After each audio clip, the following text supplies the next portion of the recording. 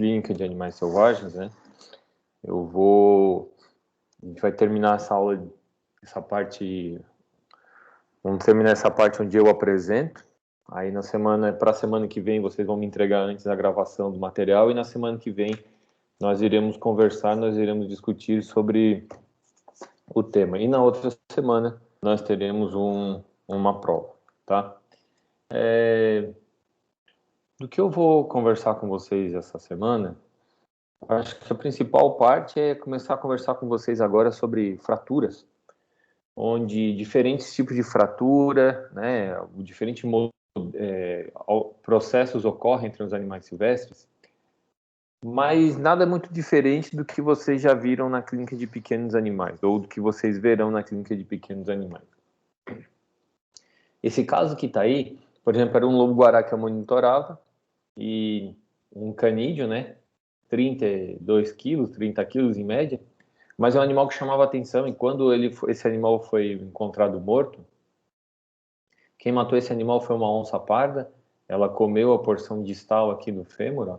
Então aqui tem a radiografia do lado direito, e nós temos as imagens dos ossos do lado esquerdo. Então tem o fêmur direito e o fêmur esquerdo. Aqui na porção, né, proximal, ó, tem um pouco de marca de dente, mas o que chama atenção é esse osso aqui. Então esse fêmur aqui, ó, teve uma fratura, aqui tem uma parte do fêmur, aqui tem a outra, que foi ligado, ó, por pontes, e na radiografia consegue ver bem, né, um pedaço do osso aqui original, e se criou, né, toda uma estrutura aqui, ó, para poder fazer a calcificação.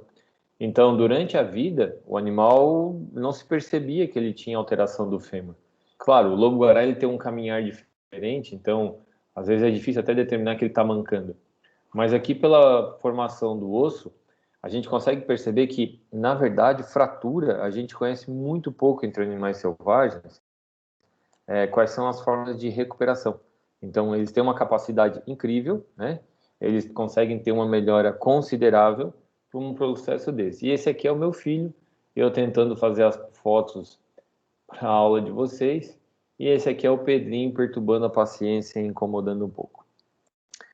Mas fraturas, elas vão muito além disso. Então, aqui fala fratura de mandíbula, né, devido a atropelamento de gambá de orelha preta. Então, a gente chega, vocês podem ver que tem um canino aqui, tem outro aqui, né, o queixo está completamente fora de eixo e tem uma fratura bem feia aqui. Então, às vezes as pessoas, né, sempre pensam, qual foi o procedimento que eu faço em animal silvestre? O procedimento que a gente faz em animal silvestre tem que ser exatamente o mesmo que vocês fariam na clínica de pequenos. Se tem uma fratura de mandíbula, a gente alinha, né, cede o animal, radiografa, alinha a mandíbula, vê o posicionamento e vê o que é viável. Provavelmente vai fazer uma cerclagem para poder fazer a correção. Isso aqui é na Unisul, onde chegou um gambá, né, para poder fazer a avaliação. Então aqui, ó, um monte de jornal, né? Então vamos lá, vamos por partes. Não sei para que é jornal, né? O animal não precisa de jornal, deixa sem nada, que o sangue pinga na bandeja e não fica o animal se sujando o tempo inteiro, né? O gambá tem um problema, que o gambá ele finge de morto, isso é uma característica dele na natureza, então é extremamente comum ele fazer esse padrão de comportamento mesmo quando ele está 100% sadio. Só que esse animal estava em coma e ele foi para a radiografia. O que vocês acham dessa imagem aqui? O histórico desse animal é que ele foi encontrado pela polícia, largado, né? Pessoas encontraram ele, chamaram a polícia foi lá, recolheu, encontrou esse animal largado e levaram para eu atender. O que vocês acham dessa imagem aqui? Pulmão, coração, o que é esse negócio aqui, ó? No abdômen do animal. Vocês estão aí ou eu estou sozinho? Mente que eu não estou sozinho, vai. Caiu minha internet e eu não estou sabendo. Estamos aqui, estamos aqui. Então, responde. Tem um pouco de gás ali, né? Mas...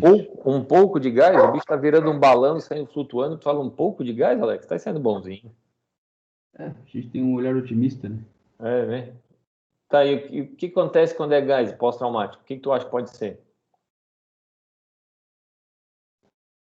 Pode ser ruptura de diafragma ou não? Até poderia ser, mas eu acho, na verdade, que esse animal está um bom tempo parado e as vísceras estão fermentando, né? Está acontecendo alguma coisa lá dentro que está produzindo bastante gás. Então, Ou pode ser também que ele não consegue defecar, né? pode ser que o animal esteja defecado. Como é que ficaria aqui nessa porção final se o animal não defecasse? Um fecaloma é com. Um fecaloma aqui, ó, trancando a porção final. Isso.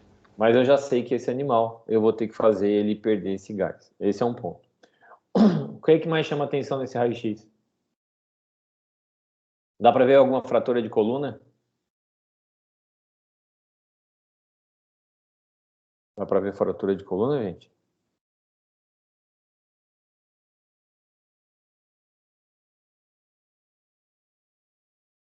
Alguém consegue ver uma fratura na coluna? Não, vocês não conseguem ver porque não tem. Tem só esse posicionamento aqui um pouco mais curvado, mas isso é fisiológico. Mas o que chama atenção é essa mancha escura aqui, ó.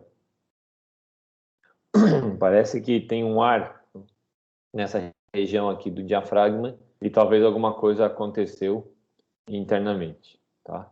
Então, um acúmulo de gás nessa região, o diafragma aparentemente está íntegro aqui, ó, não tem nem a entrada.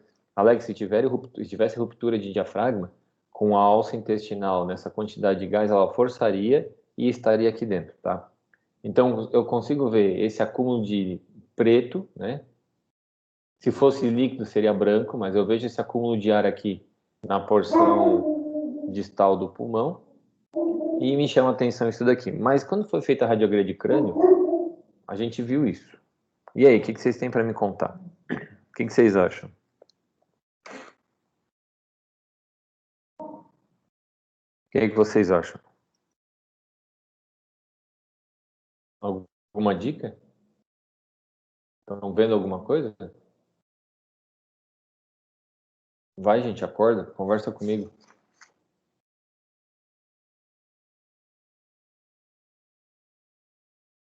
Tem uma fratura lá em cima, né, professor? Lá em cima onde? Lá no. Aí. Beleza. E o tratamento, doutora Taina?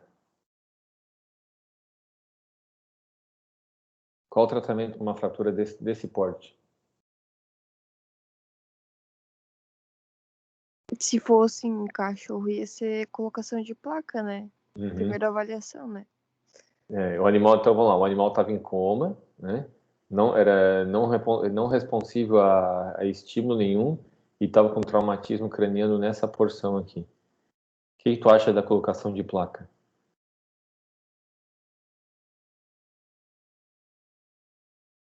O que vocês acham da colocação de placa? Olha, eu não acho muito viável, professor. Não, Por quê? sei lá, acho que é pela recuperação do animal depois, né? Até jogar ele no ambiente que ele veio. Meu Então, pensamento, né? Não sei o certo, mas. esse animal não tem o que fazer, tá? Então, a fratura nessa proporção aqui, tá? Como diz a Tainá, a cirurgia pode ser uma colocação de placa, mas tem que lembrar que aqui, ó, eu tenho toda a musculatura onde vai ser inserida, tá? O masseter. Então, o masseter tem uma inserção aqui em cima, tem um arco temporal aqui, ó, que está fraturado também, e o masseter, ele vai se inserir na crista do crânio aqui em cima. Então, tudo isso daqui, ó, tá arrebentado. Esse animal mastigar, a dor é incrivelmente forte, tá? Então, não tem muito o que fazer. Eu entendo que às vezes a gente até pode fazer um experimento, mas esse animal, nem pensei duas vezes, tá? Esse animal já foi direto para eutanásia, pelo tipo de proporção de lesão que esse animal apresentava.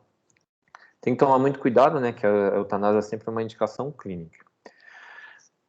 Um dia chegou esse macaco no hospital, e esse macaco, esse Calitrix, então isso é um Calitrix, tá? Calitrix jacus, um mico-estrela, de tufo branco, e ele, quando chegou para nós, ele apresentava incoordenação motora, e ele tinha essas patas assim, ó, fechadas.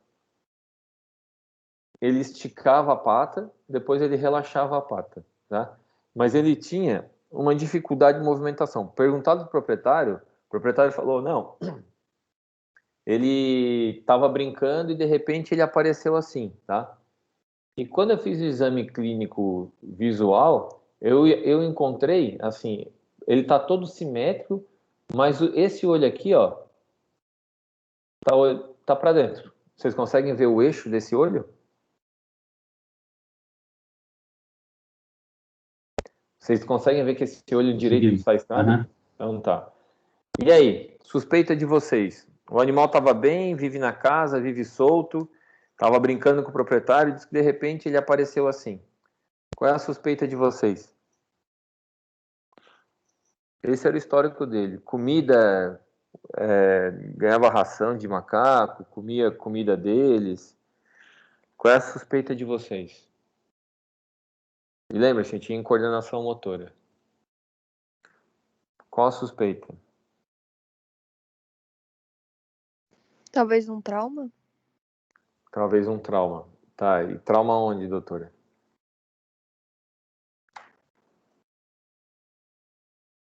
Trauma onde? O que deixaria um animal com coordenação motora e com esse olho estrábico? Na cabeça, né? Trauma na cabeça. Um traumatismo craniano. Pode ser. O proprietário jurou para mim que não era, tá? Falou que não, imagina. Fiz a radiografia do crânio, né? Tinha radiografado o corpo inteiro, não achei nada, e fiz a radiografia de crânio. E aí, o que vocês têm para me falar?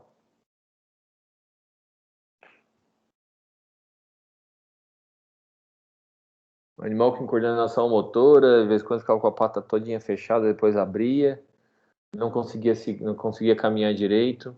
O que vocês estão vendo aí nessa imagem? Tem alguma lesão? Pô, tem um pequenininho ali no cantinho, né? No lado, na primeira imagem. Primeira imagem? Primeira É, imagem, tu fala essa daqui. não, a outra.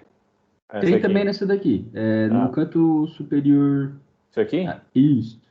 E Tá. no outro lado também dá pra ver ali, um pouquinho lá em cima. Isso aí. Então, beleza. O que é isso aqui? Eu concordo com a Tainá, um trauma. Como é que tá? Então, traumatismo craniano, né? Então, aqui, ó, tá a bula timpânica, né? Então, um pouco para trás da cabeça, por essa imagem aqui, ó, tem um trauma aqui, ó, certo? Aqui seria a região do occipital, aqui a bula timpânica, então, ó, na altura do que é aqui, ó. Então, mais ou menos nesse eixo aqui, ó, vai ter a fratura. Uma fratura. E aí, tratamento?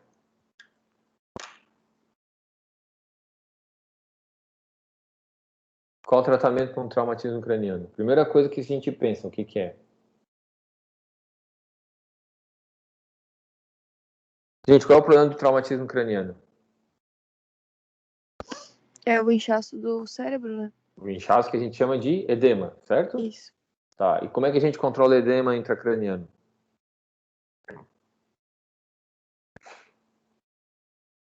O que a gente usa para controlar edema intracraniano?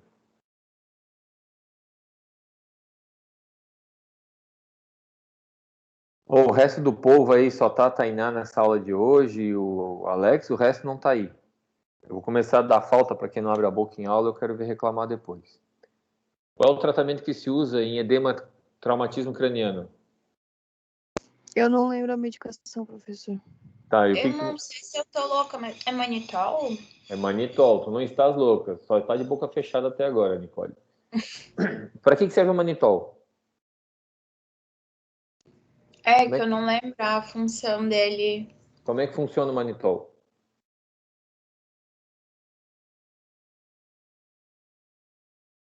O manitol ele vai aumentar, né, a osmolaridade do vaso, fazendo com que tracione líquido da região do cérebro. Então ele vai tentar controlar o edema intracraniano. Eu posso usar corticoide no trauma? Eu devo usar corticoide? Sim ou não? Gente, se usa corticoide em trauma?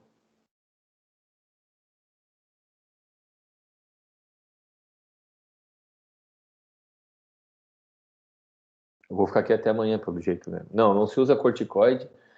Por quê? Porque o animal já tem funcionando lá na sua estrutura de hipófise e hipotálamo, o sistema funcionando liberando estímulo para as adrenais, onde as adrenais vão produzir corticoide. Então, a gente nunca entra com corticoide para não bloquear essa ponte. O que a gente pode fazer? Utilizar o anti-inflamatório. Qual anti-inflamatório? Não esteroidal. Por que o não esteroidal? Porque o não esteroidal ele vai utilizar em ciclooxigenase. A gente tem o ciclooxigenase do tipo 1 e a ciclooxigenase do tipo 2. A ciclooxigenase do tipo 1 ela tem um papel muito mais fisiológico, então, de preferência, a gente vai tentar trabalhar com anti-inflamatório com atuação em ciclooxigenase do tipo 2. Tem que tomar cuidado com a ciclooxigenase, porque ela interfere também na mucosa do trato gastrointestinal, assim como na porção renal. Então, um paciente utilizando anti-inflamatório não pode receber uma alta dose, porque pode levar o animal a uma insuficiência renal. Então, de preferência, utilizem um anti-inflamatório não esteroidal, seletivo para ciclooxigenase do tipo 2, por um prazo, né, por poucos dias. Eu trabalho com 2 a 3 dias no máximo, para evitar com que tenha alteração renal. Então, a primeira coisa de tratamento, se puder, é entrar com manitol. Nem sempre é viável, um animal extremamente pequeno. Não coloquem manitol intraósseo, coloquem sempre no vaso. Então, a gente até tentou dar um pouco de manitol com seringa, canulando um vaso, mas foi extremamente complicado.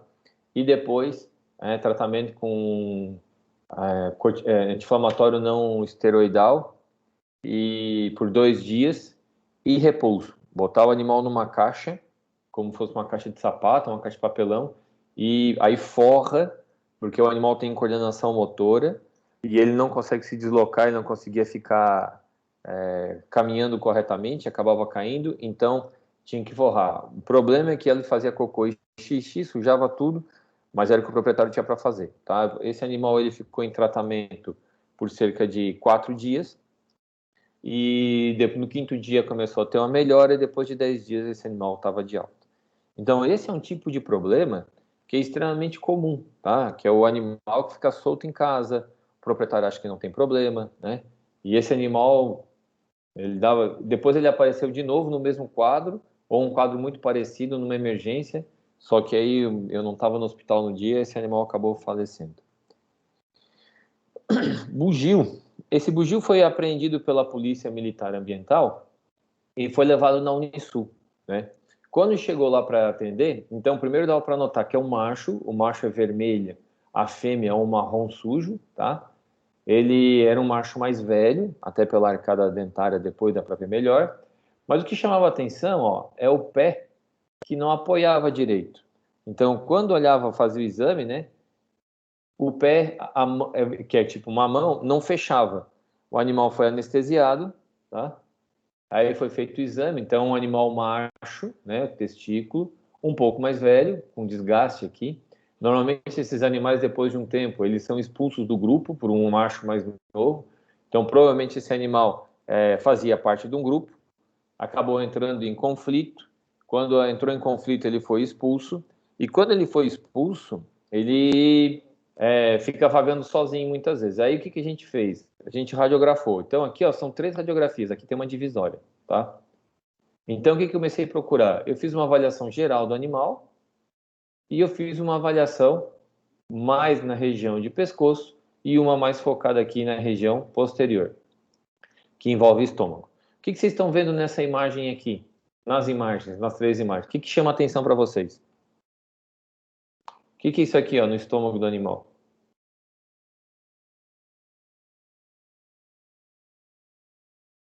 Aqui eu sei que é coração.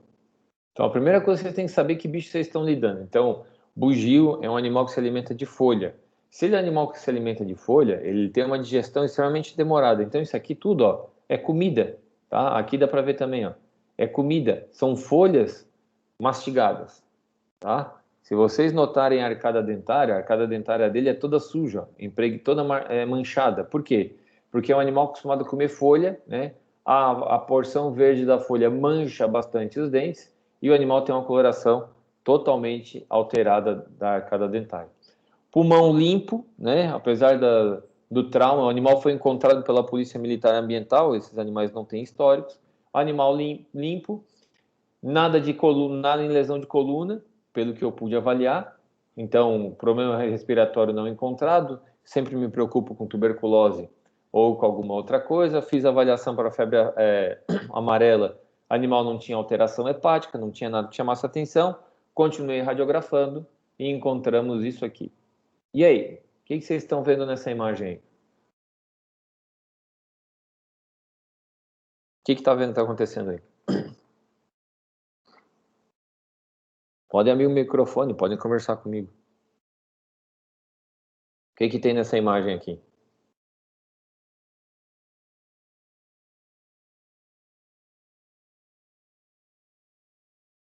Tem um panda ali dentro? Tem um elefante? O que tem nessa imagem? Gente, se for para eu falar, eu vou falar um monte, eu vou tagarelar e não vai adiantar nada. A aula eu já falo pra caramba. Então, o mínimo que vocês podem fazer é tentar conversar comigo. E para ver se Tem vocês... fratura de tíbia, né? Tem uma fratura de tíbia. Bem marcante. Então, aqui está a região do calcâneo. A fíbula está aqui atrás, também está fraturada. Tá? Então, aqui dá para ver bem a tíbia fraturada e provavelmente a fíbula está fraturada porque é aqui por trás. Tratamento desse paciente, se fosse um cão. Dá para colocar uma tala? Dá para colocar uma tala? Não, Por que não? porque, sei lá, não lembro como é que é o nome, mas tá totalmente fraturada. A tíbia está totalmente fraturada, mas por que não dá para colocar uma tala? Que tem sobreposição óssea, né? Porque pelo posicionamento dos ossos, não dá para colocar uma tala, além de ser uma região de alta mobilidade, tem aqui o calcâneo, ó, que vai forçar bastante a musculatura do gastrocnêmio e que vai interferir diretamente na estabilidade dessa fratura. Então, é uma fratura extremamente complexa. Para eu poder ter isso aqui estável, eu tenho que imobilizar o pé do animal junto. Não adianta eu imobilizar isso daqui com o gastrocnêmio funcionando. Então, sem chance de imobilizar isso aqui com tala. Qual o tratamento? Qual o tratamento? Cirúrgico, né? E o que tu faria de cirurgia aí, doutora? É colocação de placa, né? Por que placa? Pode colocar pino? Alguém colocaria pino? Ô, Jorge, só uma perguntinha ali. O que a Nicole falou antes? Que de fazer o quê? Ok. A Nicole falou alguma coisa, mas minha internet tinha caído aqui, daí eu só escutei ela falando e depois parou. A Nicole falou que não poderia colocar tala, Tá, tala não tala dá pra para deixar fazer. imobilizado. Tá, Não beleza. daria para fazer imobilização com tala porque o fato Sim, teve uma fratura completa. tá, E a Tainá beleza. completou que tem sobreposição óssea e eu falei do gastrocnêmio. Então, o certo seria a colocação de placa. O pino é mais complicado nessa região, tá? Poderiam ser 2 pinos cruzados, mas se optou pela técnica de placa. Então, aqui, ó, por que esse osso, por que a fíbula aqui, ó, não foi feito uma ligação entre essas duas partes da fíbula? Foi colocado só na tíbia. Por que isso?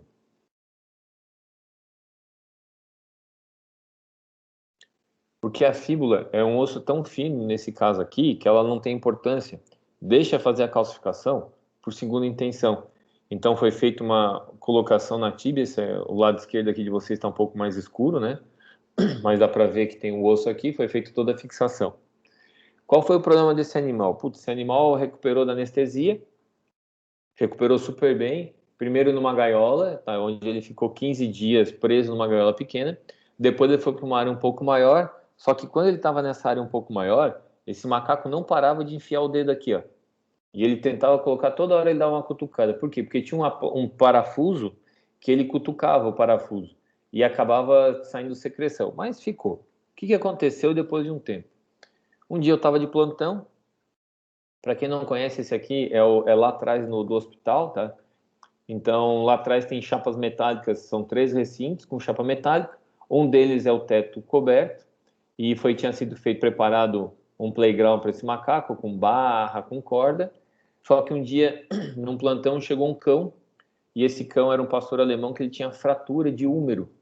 E, nossa, eu cheguei para trabalhar, esse cachorro ele tinha arrebentado a tala, porque ele ia fazer cirurgia no outro dia, e tinha sangue por toda a região lá do hospital. Aí peguei o cachorro, controlei o sangramento, estabilizei a fratura, eu estava tudo sozinho. Coloquei o cachorro aqui para fora e comecei a lavar dentro do hospital. Quando eu terminei de lavar, o cachorro estava tranquilo. E, putz, tava um dia, não estava frio, e o cachorro estava super bem, eu deixei ele aqui, o macaco de um lado aqui. De madrugada eu acordei, tomei um susto, acho que era eu terminei de fazer isso tudo 1 hora da manhã, umas 3 horas da manhã eu escutei um barulho, ele rasgou o cachorro, essa chapa de metal, e ele enfiou a cabeça para baixo, por baixo. Quando ele enfiou, eu cheguei lá, o macaco estava no canto e o cachorro tocando horror. De novo uma bagunça. Peguei o cachorro, levei para dentro do hospital, de novo tive que estabilizar a fratura, porque o cachorro não parava, era um pastor alemão endemoniado. Aí eu vi o rasgado aqui, mas dava acesso para um outro recinto. Eu disse, não tem problema. Eu botei uma outra chapa e tranquei. Quando eu acordei no outro dia de manhã, às 5h30, eu saí para ver como é que estava o macaco. Ele tinha saído daqui e ele estava no recinto do lado. Aí eu falei, não tem problema, só que eu esqueci que o recinto do lado não tinha cobertura. Esse macaco saiu por cima, saiu andando e foi embora. Mas o animal já estava recuperado. Então o animal ficou solto naquela região ali do Morro do Setal. Puta, nunca mais achei esse macaco, fui procurar, sumiu.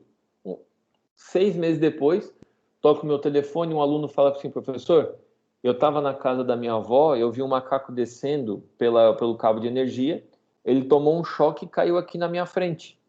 O que eu faço? Eu disse, traz para eu olhar. Quando ele me levou, era esse macaco aqui. Quem era? O mesmo. Fui ver e olhei, você não acredita, é o mesmo macaco. Assim que ele chegou, tinha que tirar a dúvida, né? Peguei o macaco e fui sedar, né? E na sedação, deixa eu ver se aqui é vídeo. E na sedação, e aí sedou, o animal chegou a fazer exame clínico e estava aqui, ó. O corte ele não tinha deixado cicatrizar, porque ele mexia o tempo inteiro. O animal já tinha um pouco mais de desgaste, né? Então, animal com bastante dificuldade para sobreviver em natureza. E a placa estava aqui. Fui procurar, a cauda dele estava um pouco torta. Então, vocês podem ver que ele tinha uma fratura antiga aqui, ó. Tá? Os ossos meio desalinhados, eu fui procurar. Fui fazer a radiografia. Não calcificou aqui, ó. Ele forçou tanto que ele não calcificava de jeito nenhum. Resumindo, ele tinha quebrado a outra perna. Aí fui ver a outra perna, então o membro esquerdo, o membro direito, lá vai o macaco para a segunda cirurgia. Então quando ele terminou a segunda cirurgia, olha aqui como é que ficou. Então essa é a primeira fratura, ó, que era para calcificar aqui e a fíbula. Nessa aqui é a fíbula que fraturou aqui embaixo e fraturou num ponto só a tíbia. Esse animal começou a recuperar. Esse animal terminou de recuperar, ele foi para o centro de triagem lá em Florianópolis e deve estar lá até hoje, onde ele não tinha condições de voltar à natureza. Por quê? Porque esse animal já era um animal velho, é um animal que já tinha problema no bando. Se solta na natureza, ele não conseguiria recuperar. Então esse animal ficou com as 2 placas e vai ficar no cativeiro para o resto da vida. Gente, fratura, então, de ossos, vocês já viram isso alguma coisa em répteis, principalmente em aves? Talvez seja uma das maiores necessidades que a gente tem, né? Uma casuística extremamente importante, e é muito complicado fazer a cirurgia nesses animais. Primeiro, porque eles não param. Então, existem vocês vão ver várias coisas na internet, tratamento com opioide, tratamento com anti-inflamatório em altas doses. Não adianta, tá? Já vou adiantar para você. O que funciona normalmente? Infelizmente, o animal tem que sentir um pouco de dor, mas não a ponto de interromper a alimentação do animal. O animal não pode ficar sem se alimentar. Ele não pode ficar com dor que é incompatível. Ele tem que observar. E tem que fazer o controle. O animal sentiu muita dor, entra com medicação. Se o animal não sente com dor, e ele está começando a mexer na ferida, está começando a mexer na fratura, não, esqueçam botar colar elisabetano no macaco, esqueçam um monte de coisa que vocês fazem para cão e gato. Então, às vezes, o animal vai ter que conviver com a dor, que é para poder fazer um controle do que está acontecendo, tá? E fratura, um longo tempo de pré-recuperação, porque esse macaco ele começa a forçar e ele não deixa cicatrizar, tá? Então, é um animal que tem que ficar num recinto fechado, sem puleiro, o animal não pode forçar a perna. Quando ele estava com a gente, isso aqui já estava calcificando.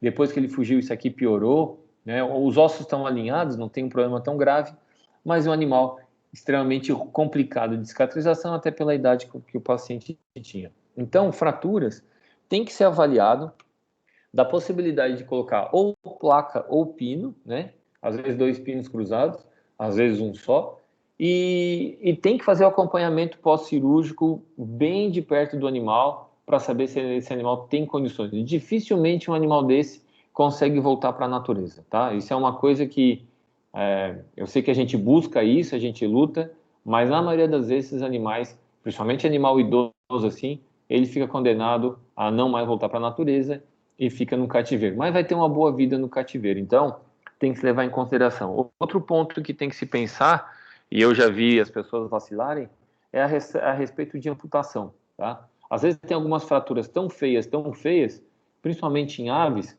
mas em primata também, às vezes a gente fica tentando salvar o membro. Ah, não, vou dar uma condição, e o que eu tenho visto é um animal acabar tendo uma infecção bacteriana grande e não ter jeito. Pergunto para vocês, um animal desse com fratura, vocês usam antibiótico? Com essas fraturas expostas? Sim ou não? Sim? Qual antibiótico? Não, já não sei. Qual antibiótico tu utilizarias num cachorro? Não sei. Não? Um de amplo espectro, um antibiótico que tenha reação, um que evite problemas secundários. E além de antibiótico, esses animais vão ficar internados no hospital às vezes um mês. Qual é o problema do animal internado depois de 15 dias? Receberam o paciente, fizeram a cirurgia, deram o antibiótico por 15 dias. Quais são os problemas desse paciente?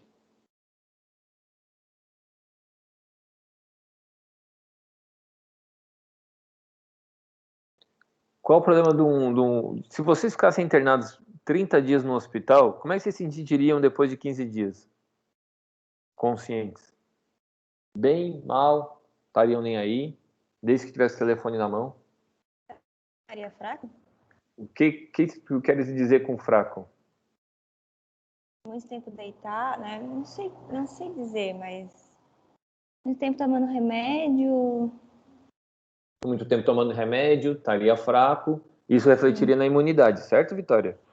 Certo. Bactéria não é problema que eu estou tomando antibiótico. Então, quem seria problema?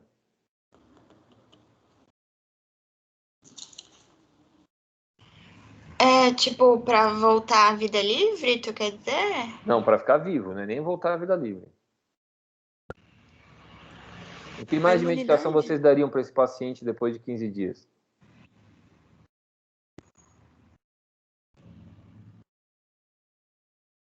Então, quando for começar o tratamento, já começa com probiótico. Tá? Um macaco, como eu falei, como esse, que se alimenta de folho, a flora bacteriana dele é extremamente importante. Então, esse animal, na largada, tem que tomar prebiótico, probiótico. E, gente, uma coisa que é muito comum o animal silvestre morrer, tá? Fungo. Depois de 15 dias, tratamento com antibiótico, o animal está com imunossuprimido, tem um fungo oportunista, ele vai se instalar, ele vai matar o animal que vocês estão tratando. Fungo. Depois de 15 dias, pode entrar com antifúngico.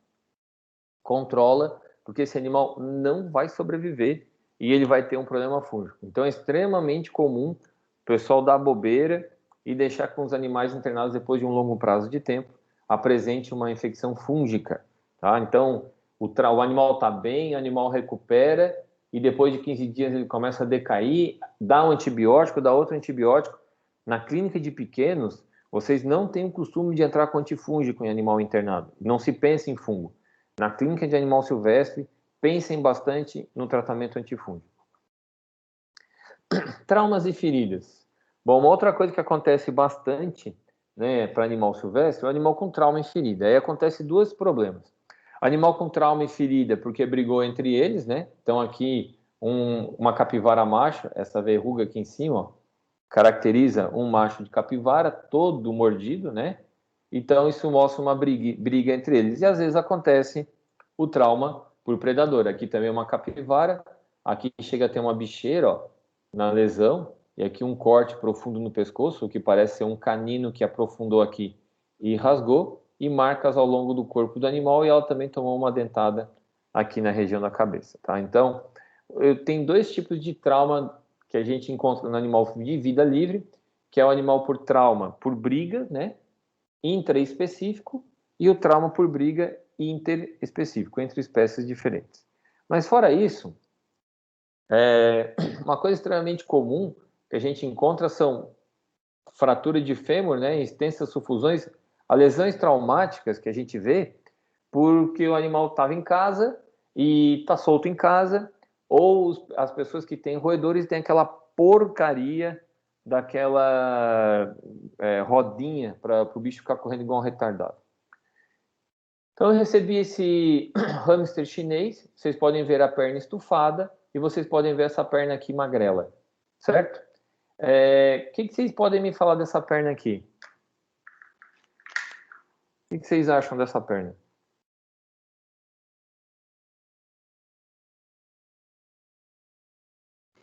Parece estar necrosada.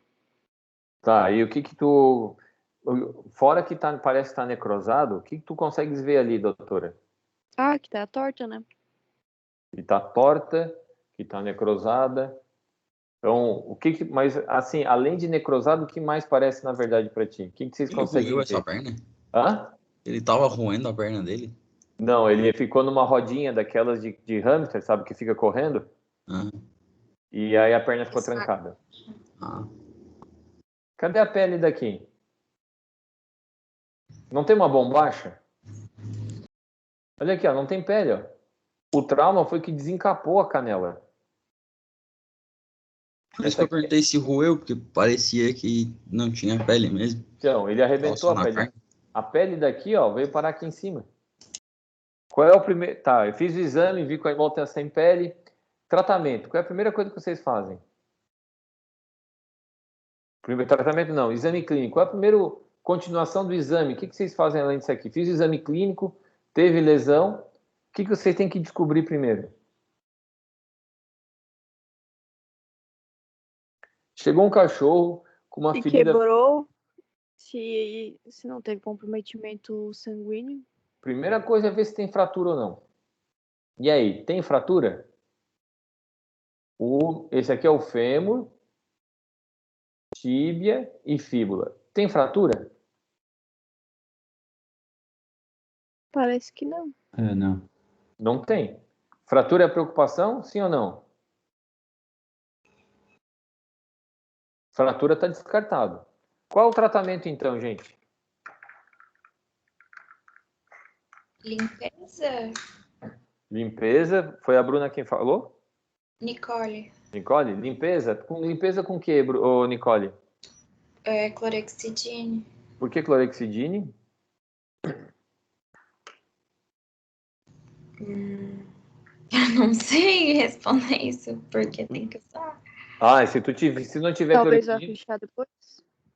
Talvez o quê? Talvez vai fechar depois a ferida. Eu posso fechar essa ferida? Depende de quantos Não, dias, tá né? com uma aberta, né?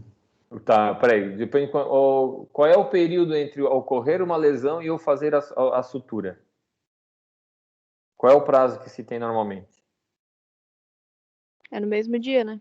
Qual é o intervalo em horas? Ai, eu não lembro. São 4 bem poucas horas, né? São 4 4 horas. horas no máximo.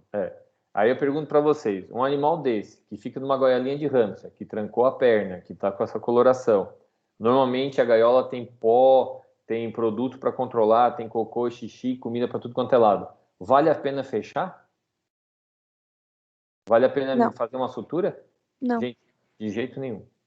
Não façam sutura, tá? Porque vocês vão complicar bastante a vida desse animal. Então, qual é o tratamento para ele? Limpeza, papaína, tira a rodinha dali. Tirar a rodinha dali, limpeza, papaína. A limpeza pode ser feita com clorexidine, mas pode ser feita com uma solução fisiológica. O que é aconselhável é sempre usar um pouquinho de gaze, né? Para poder tirar o excesso, né? E para ver se melhora um pouco o paciente. E tira um pouquinho da sujidade, da secreção. E tratamento 2 vezes por dia com uma pomada cicatrizante. Pode ser uma Vetagloss, pode ser Ganadol, pode ser papaína, pode ser óleo ozonizado, tá? Então faz o tratamento. Se O o que animal que for... é isso aí, né? Oi? Falar papaína, o que que é isso?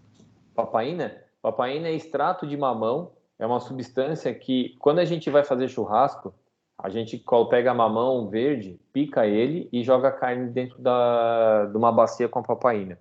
A papaína ela tem a capacidade de amolecer as fibras do churrasco, carne do churrasco com melhor qualidade. Mas para nós, como tratamento, a papaína ela atua na ativação do tecido conjuntivo para poder ajudar na cicatrização. E normalmente eu tenho uma redução do período de cicatrização considerável. Então auxilia bastante no uso com animal silvestre. Certo? Faz o raio-x, beleza. Estou eu de plantão um dia no hospital. E isso aqui é um mico-leão de cara dourada, né? Um animal, esse aqui é um animal sadio. E essa porcaria aqui me cisma de brigar com outro macaco lá na exposição do zoológico onde eu trabalhava e ele tomou uma dentada aqui, ó. Lá foi a cara, foi o canto da boca pro beleléu. E aqui tudo mastigado da pancadaria. Recebi o animal na veterinária, primeiro entrei no recinto, o macaco todo sangrando, entra na veterinária, pega o animal, leva para a veterinária. Primeiro procedimento foi limpeza. E aí, um animal que foi atacado por outro com mordedura, eu posso fazer a sutura? Não. Não. Não. Por que não? Porque tá cheio de bactéria, né? Ali Ah. tá todo. A boca já é contaminada natural, mas isso aqui estava tudo contaminado. Então, não dá para tentar fazer nada com o animal. E aí, até ele ser mordido, até eu ser avisado, até eu chegar lá, nossa, já estava virado no chapéu velho. Tratamento desse macaco, qual foi? Tiraram o raio-x dele, alguma coisa ou não? Não tinha nem raio-x no hospital, no zoológico na época. Então não teve Mas não fratura foi de nem... mandíbula nada ali. Não tinha fratura nada. Fiz o exame clínico para ver se tinha fratura, né? Então, na verdade, foi só tecido mole. E o cara todo inchado. Então, o tratamento foi primeiro anti-inflamatório por 3 dias. Porque, nossa, eu já sabia que ia ficar feio. Já entrei com antibiótico. O certo seria ter entrado com probiótico, mas eu não tinha probiótico na época. Entra com antibiótico, faz o tratamento com higienização, colocação de pomada e antibiótico por via oral, tá? Não tem muito o que fazer. E o animal vai ficar inchado, vai ficar feio, deu febre, tem que acompanhar o animal, bota o animal numa gaiola pequenininha, tá? A alimentação, esse tipo de ferida aqui, ó, complica bastante, porque a alimentação começa a sair por aqui e suja tudo o animal. Tá? E o grande problema é que o Frank, né, virou o Frankenstein depois, não pode ir mais para o recinto de exposição, porque as pessoas ficam chocadas, não admitem, e infelizmente esse animal teve que ficar afastado do grupo posteriormente. Ô, Juarez, e ele não tinha que tirar mais esse pelo dele ali em volta? Ou não? Não. Evita, animal de zoológico, evita raspar, evita tirar pelo, evita mudar muito a biologia do bicho. Tá? Aqui eu já tinha tirado um pouquinho, ó, onde estava na ferida para o pelo não ir por cima, mas na ferida em si, deixa Mas como tá. mas pela exposição ou porque os outros do bando não aceitam? Não, na verdade esse animal ficou fora, né? Pois é, mas aí, tipo, não tira o pelo dele pela exposição ou porque... Não tira o pelo dele porque complica tudo que tu mexe no animal, pelo raspado, assim, cara, o animal começa a cutucar, o pelo começa a crescer, ele começa a mexer. Então, quanto menos modificar o animal, melhor. Entendi. E aqui mostrando, né, um problema relativamente comum em zoológicos, né, em animais de cativeiro, são as chamadas osteoartrites. Então, um animal que fica muito na mesma posição começa a ter problema. Então, aqui fazendo uma comparação, onde tinha uma osteoartrite anteroposterior, né, aqui, e aqui fazendo uma comparação, olha como está comprometida essa articulação de joelho. Olha essa articulação de joelho. Olha essa articulação como está dentro da normalidade. Olha como essa articulação já está bem comprometida. E essa articulação está limpa e essa articulação está toda irregular. E aí eu pergunto para vocês, o que vocês acham? O animal tem dor? O que o animal apresentaria clinicamente? Claudicação, né? E dor. vai ter dor, vai ter claudicação, tá? Isso aqui é joelho humano, tá? Então, isso aqui é só um exemplo para vocês terem uma ideia de como, quando fala assim, vai ter uma articulação com osteoartrite. Aí vai ter os osteófitos, né? Olha como essa articulação aqui é limpa. Agora, olha os pedaços de osso aqui formados, tá? Olha como os ossos aqui atrás dos sesamoides, eles são pequenos. Olha como eles estão todos comprometidos e formando uma estrutura só. Aí eu pergunto a vocês, dói?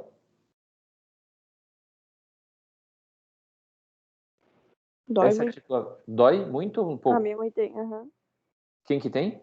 A minha mãe, Mas no joelho? no joelho. Então, o joelho da tua mãe, com o tempo, pode virar assim. Agora, olha aqui. Esse ponto aqui, ó. Desse joelho. Aqui, ó, tá limpo. Agora, olha essa ponta aqui, ó. Quando mexe para cá, há uma compressão. Quando mexe para cá, há uma compressão. Então, quando vocês entenderem que um animal tá com dor, tá com alteração de articulação, lembre disso daqui. Por quê? Porque às vezes, não, eu vou entrar com um reconstituidor de cartilagem. Olha essa articulação aqui. Tá vendo? Essa articulação já está comprometida aqui no canto, né? Olha, já tem isso aqui bem modificado. Olha as pontas que existem, tá? Isso aqui é um babuíno, a anterior era um humano, mostrando o grau de comprometimento, o grau de alteração. Então, osteoartrite tem que tomar bastante cuidado em zoológico. Aí eu pergunto para vocês, qual o tratamento?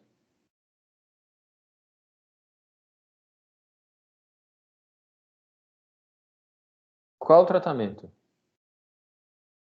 O tratamento é controlado, né? Controlar a dor, porque não tem o que fazer. Ou amputa, tira o membro, né? Tem que tomar cuidado com algumas espécies, se podem, né? Outras não. Ou vai ter que controlar a dor. Aí vai ter que entrar com anti-inflamatório, medicação para controle da articulação, imobilização algumas vezes. Mas também não se engane, né?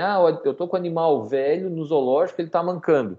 Às vezes a gente vai anestesiar o animal e encontra lá um pedaço de galho que enfiou na pata do bicho, que é um zoológico do Rio Grande do Sul, tinha um urso que tinha enfiado um graveto na pata, né? E o animal estava claudicando, e até se suspeitou na época que esse animal já pudesse ter uma lesão de articulação. Quando foi fazer o exame clínico, o animal tinha uma ponta de osso. Então sempre é bom anestesiar, fazer o exame clínico no animal. Mas ele está mancando, ele é velho, deve ser articulação. Tá? Às vezes não, pode ser outro problema. Quando eu fazia estágio no zoológico lá nos Estados Unidos, um dos animais que chamava atenção, óbvio, eram as girafas, né? E a girafa tem uma série de características, animal dócil, lá tinha um trabalho de educação ambiental que tinha contato com as pessoas, né? Os animais pastam rente ao solo, então aqui, ó, abrindo bem as pernas, né? Outra perna não dá para ver. Tem uma língua enorme, então isso chama a atenção das pessoas, é um animal carismático.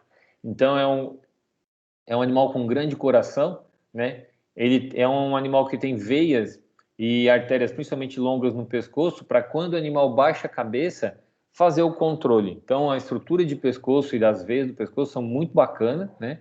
E elas não deixam que acumule sangue na cabeça, com essas válvulas que ela tem aqui, para quando o animal baixa a cabeça. Mas girafa, então, quando o animal baixa a cabeça, levanta rápido e entonta, no zoológico a gente fica muito pensando, será que o animal levantou a cabeça rápido por distúrbio de pressão? A gente fica acompanhando algumas vezes que os animais ficam tontos por isso. Mas, infelizmente, são animais que é relativamente comum ter lesão de casco, ter lesão de pata, né? O animal que apesar de parecer lento, um animal ágil, né? Mete a pata em tudo quanto é jeito, e às vezes vira e mexe, aparece uma lesão necrosante ou um crescimento anormal do casco, né? Um processo de cicatrização, inclusive com deslocamento, lesões de patas, e às vezes aparece assim, ó, com a perna extremamente inchada. Aí fica naquela dúvida, o que que é? Pode ser uma osteoartrite, pode ser um problema. Então, viu uma pata dessa inchada, o animal começa a não apoiar o membro no solo corretamente, e a gente fica na dúvida. Qual é a primeira indicação? Aqui estão colocando uma pomada para tentar cicatrizar a ferida aqui, mas sempre que possível vai para a radiografia. Então esse animal aqui, ele tinha lesão na articulação, Dá para ver bem aqui, né? Um achinelamento, olha a posição do casco. Então, esse caso, o animal tinha que ser, o certo aqui era corte, né? Fazer o corte do casco para poder ter uma vida digna. Mas o animal veio para esse local aqui, veio para esse setor, onde ele foi manipulado. E aqui, ó, o pessoal do zoológico que eu fazia estágio colocou a placa no solo e foi feita a radiografia. Então, aqui uma visão de por trás. Olha o tamanho dessa articulação e olha o desvio desse pé aqui. Olha aqui. Ô, professor, eu não sei se é só no meu, mas tá sem apresentação. Pessoal, tá com a apresentação ou tá sem? Aqui tá com a apresentação. Tá normal. Tinha Pra saído, mim mas depois saiu. voltou. Pois é, pra mim também Tá saiu. com a apresentação? Normal. Pra mim tá sem. Pra mim saiu aqui também. Deixa eu fazer uma coisa aqui. Melhorou aí? Melhorou? Pra mim não tá Ainda não aparecendo. muito. Não Você tá não aparecendo, não. Vocês não apertaram algum botão? Porque eu não apertei nada aqui. Eu só passei o slide e os outros colegas de vocês estão com imagem. Aqui tá aparecendo. É pior que eu não apertei nada. Bom, eu até tirei Eu a vou minha sair e câmera entrar para pra ver. melhorar o sinal, então. Tá? Deve ser alguma coisa na internet de vocês, tá? Então eu pergunto para vocês. E aí, outra coisa. Quando a gente está fazendo a avaliação, aqui, ó, tem uma ferida, tá? Só que a ferida vinha daqui até aqui na frente, pela parte do peito. Esse animal tinha um processo inflamatório aqui e, inclusive, uma das esternebras saíram. Então foi uma ferida, uma coisa que me chamou muita atenção. Assim, eu vi a ponta do osso e uma esternebra, que é quase um osso tamanho da mão, né? Uma das vértebras, seria uma vértebra que compõe o externo, chegou a se descolar. Então foi feita a avaliação, foi para o raio-x, tinha essa alteração aqui. Eu não tenho as imagens de raio-x, mas eu pergunto para vocês: um animal com mais de 1 tonelada, com essa alteração de articulação, com esse casco completamente alterado, o que vocês acham que é a melhor medida a ser tomada com uma girafa dessa? Como é o tratamento?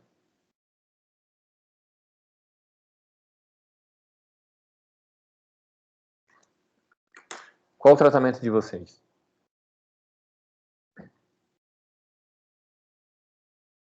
Abra o microfone, falem.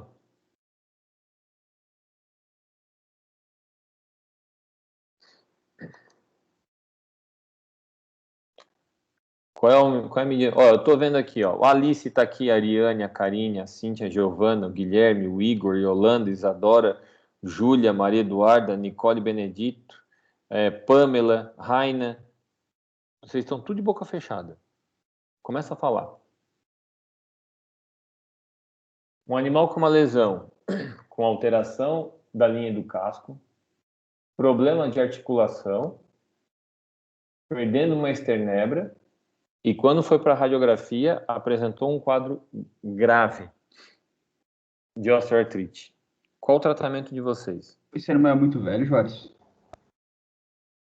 Era um animal adulto, né? Já tinha alguns anos lá no zoológico, eu não lembro a idade dele, mas era um animal adulto. Ô, Juarez, eu não sei se tu falou também, isso caiu aqui, mas ele era do zoológico, desse zoológico aí mesmo? Era do zoológico. Era Ele animal do sempre foi daí? Sempre foi. E deixaram de chegar nesse estado assim de casco? Cara, por mais que faça um acompanhamento, anestesiar uma girafa é a maior dor de cabeça do mundo. A chance do animal morrer é altíssima. Pra quando o pessoal não tem habilidade, e lá eles, putz, tentam ao máximo não fazer nada. Pô, e casqueamento é diferente de fazer numa vaca? Igualzinho. Só que como é que eu seguro uma perna dessa? Olha aqui, ó. Olha o tamanho da girafa. Cara. Sim, sim. Olha o tamanho do cara aqui. Ó. Mas a estrutura deve ser diferente também. Mas assim, o casco é igual de uma vaca. Ela é um ruminante.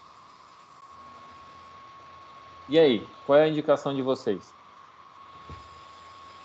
Agora, tinha que passar um trabalho para todo dia ele tirar um pouco dessa dor, né? Daí faz um filtrado. Analgésico só. Analgésico. Quanto de analgésico vocês acham que teria que dar para uma girafa? Não faço ideia. Pouco, muito, nada.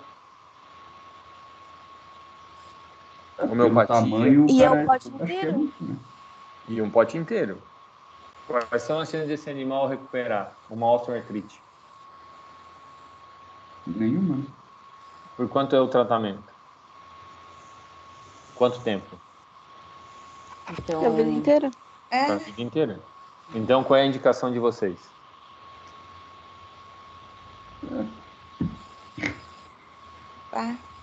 Empalhar? Por que empalhar, doutor Alex? Eutanásia mesmo. Fazer o quê? Todo dia tem que fazer isso ou... Pois é, só tá restando eu. Ih, mataram a girafa. Sou eu aqui, ó. Sei lá, fazer eutanásia, mas... né? Olha eu aqui, ó. Gente, um dos procedimentos mais bacanas que, ó, eu nunca me senti tão feliz. Eu entrava nessa girafa aqui, eu peguei com um machado para cortar a costela. Gente, a necrópsia foi muito legal. O animal já tinha o que dar no cativeiro. O animal está com uma osteoartrite, uma dor violenta, mancando, claudicando o tempo inteiro. A pata está toda ferrada. Já alterou a articulação com osteoartrite. Os veterinários se reuniram. Então, o doutor... Cadê ele aqui? Tá aqui, ó. O doutor Oxenreiter, que era o veterinário lá na época. As technicians, que são as técnicas veterinárias que trabalhavam lá. Chamaram o patologista da universidade. Foi feita eutanásia. Foi um procedimento show. Eles fizeram a eutanásia no recinto.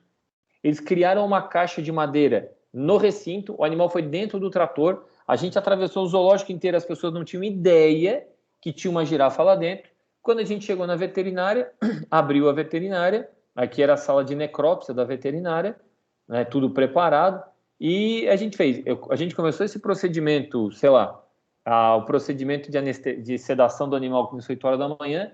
Eu terminei de limpar às 7 horas da noite. Eu fiquei com a technician para trás. Aí me deram essa roupa de astronauta e fui fazer necrópsia. Gente, não tem o que fazer. Um animal de zoológico que está num quadro desse, vocês têm que pensar no bem-estar do animal. Vocês não podem pensar no bem-estar de vocês. Ah, mas dá para fazer? Não dá para fazer. Não dá para arriscar. O animal tem dor. Se algum dia vocês conviverem com alguém que tenha dor crônica de osteoartrite, não dá para arriscar. É muito complicado. E outra, um animal desse pesado, ele joga o peso na articulação. E quando ele tenta fazer com que uma articulação melhore, ele sobrecarrega a outra. Então, um quadro desse, eutanásia. Né? Aqui, As medicações da eutanásia é igual de pequenos? O que é uma eutanásia? Quais são os passos de uma eutanásia? Primeiro analgésico. Analgésico ou anestésico? Não tem que fazer um analgésico antes? Primeiro analgésico ou anestésico?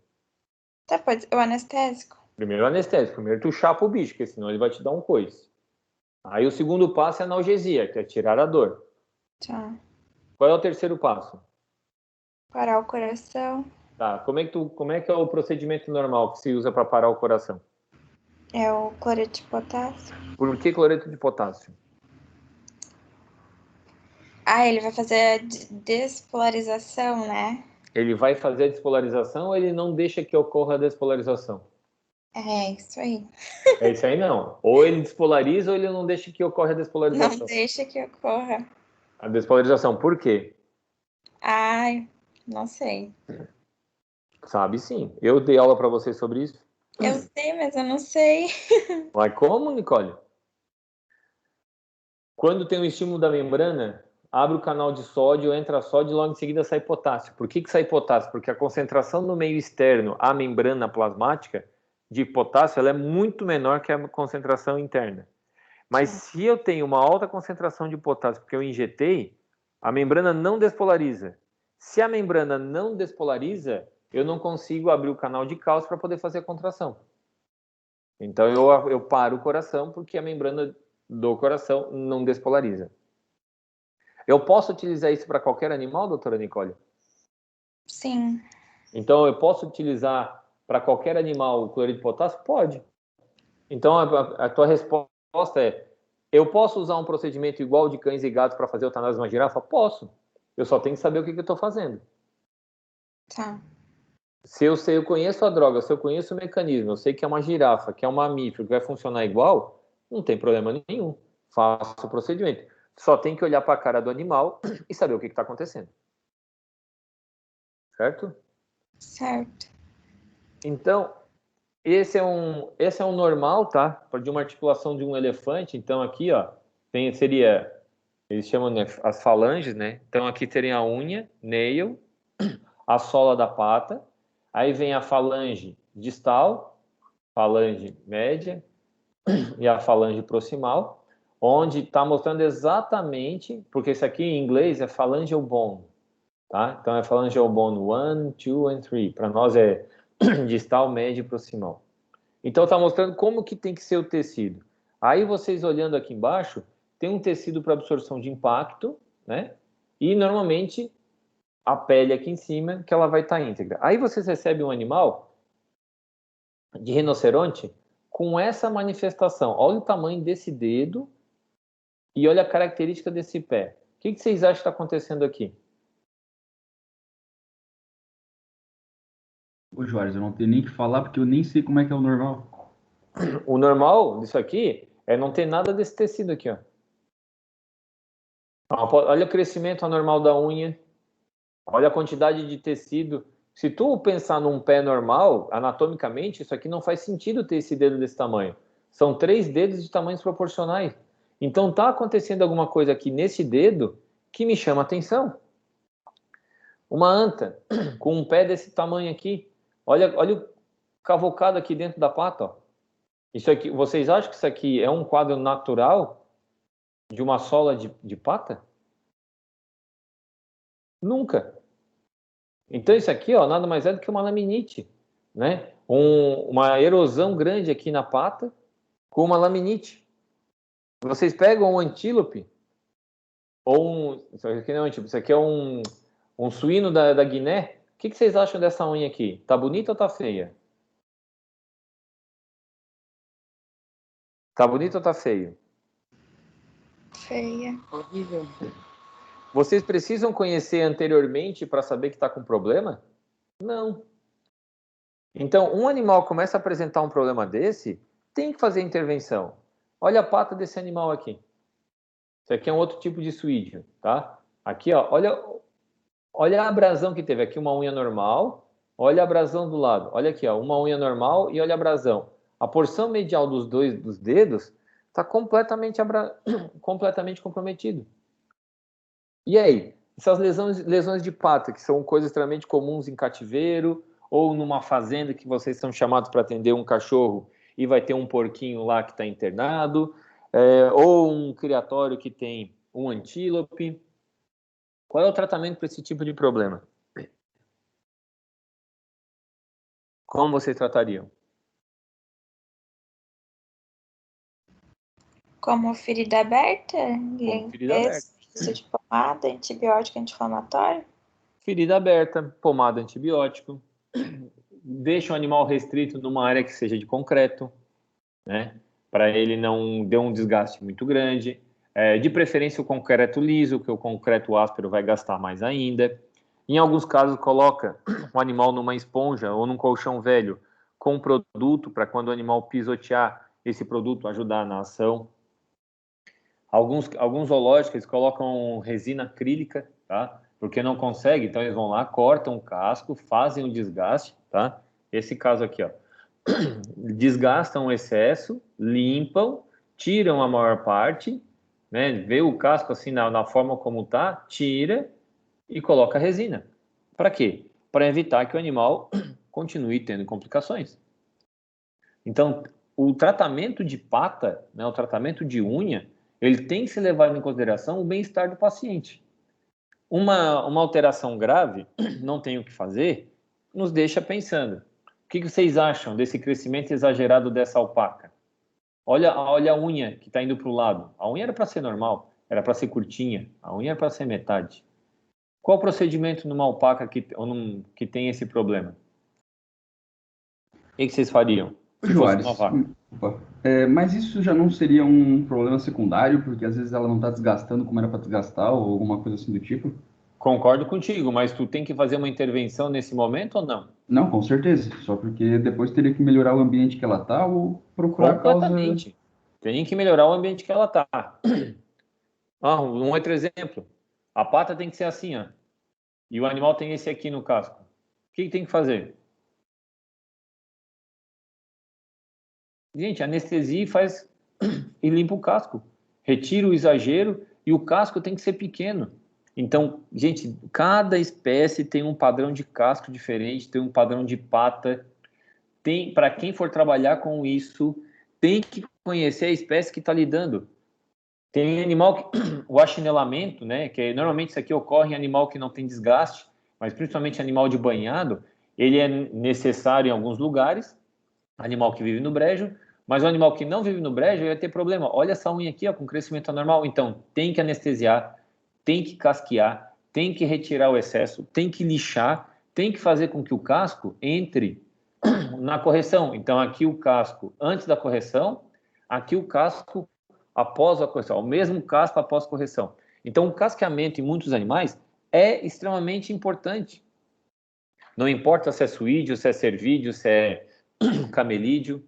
Então, crescimento excessivo do casco, conhecido pelo casco achinelado num kudu. Então, tem alguns animais que têm o casco achinelado, mas era para ter parado aqui. E não para ter uma continuação, como está nessa foto aí.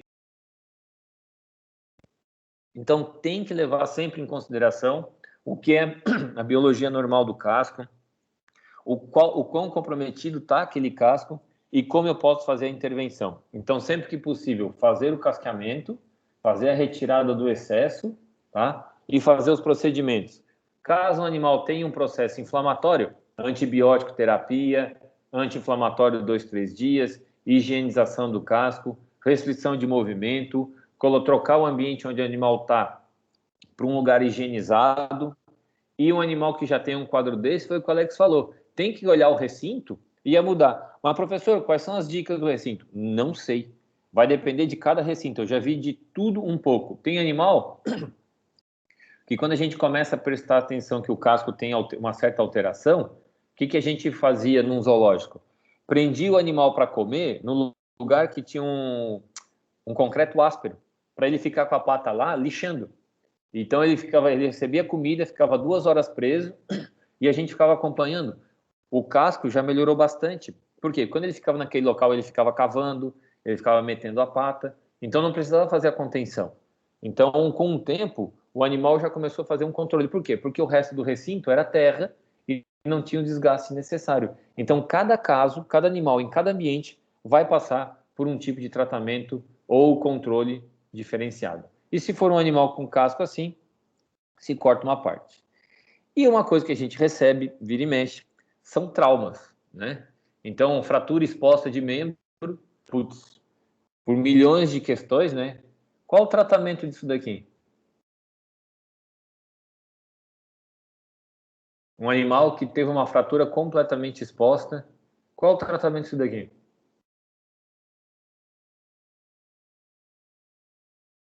O que a gente faz com esse tipo de trauma? Ou colocar catálogo, que tinha comentado no outro, ou amputar, né? Eutanásia? Então esse aqui é um animal que vai para a cirurgia, então eu primeiro me preocupo com a contaminação, né?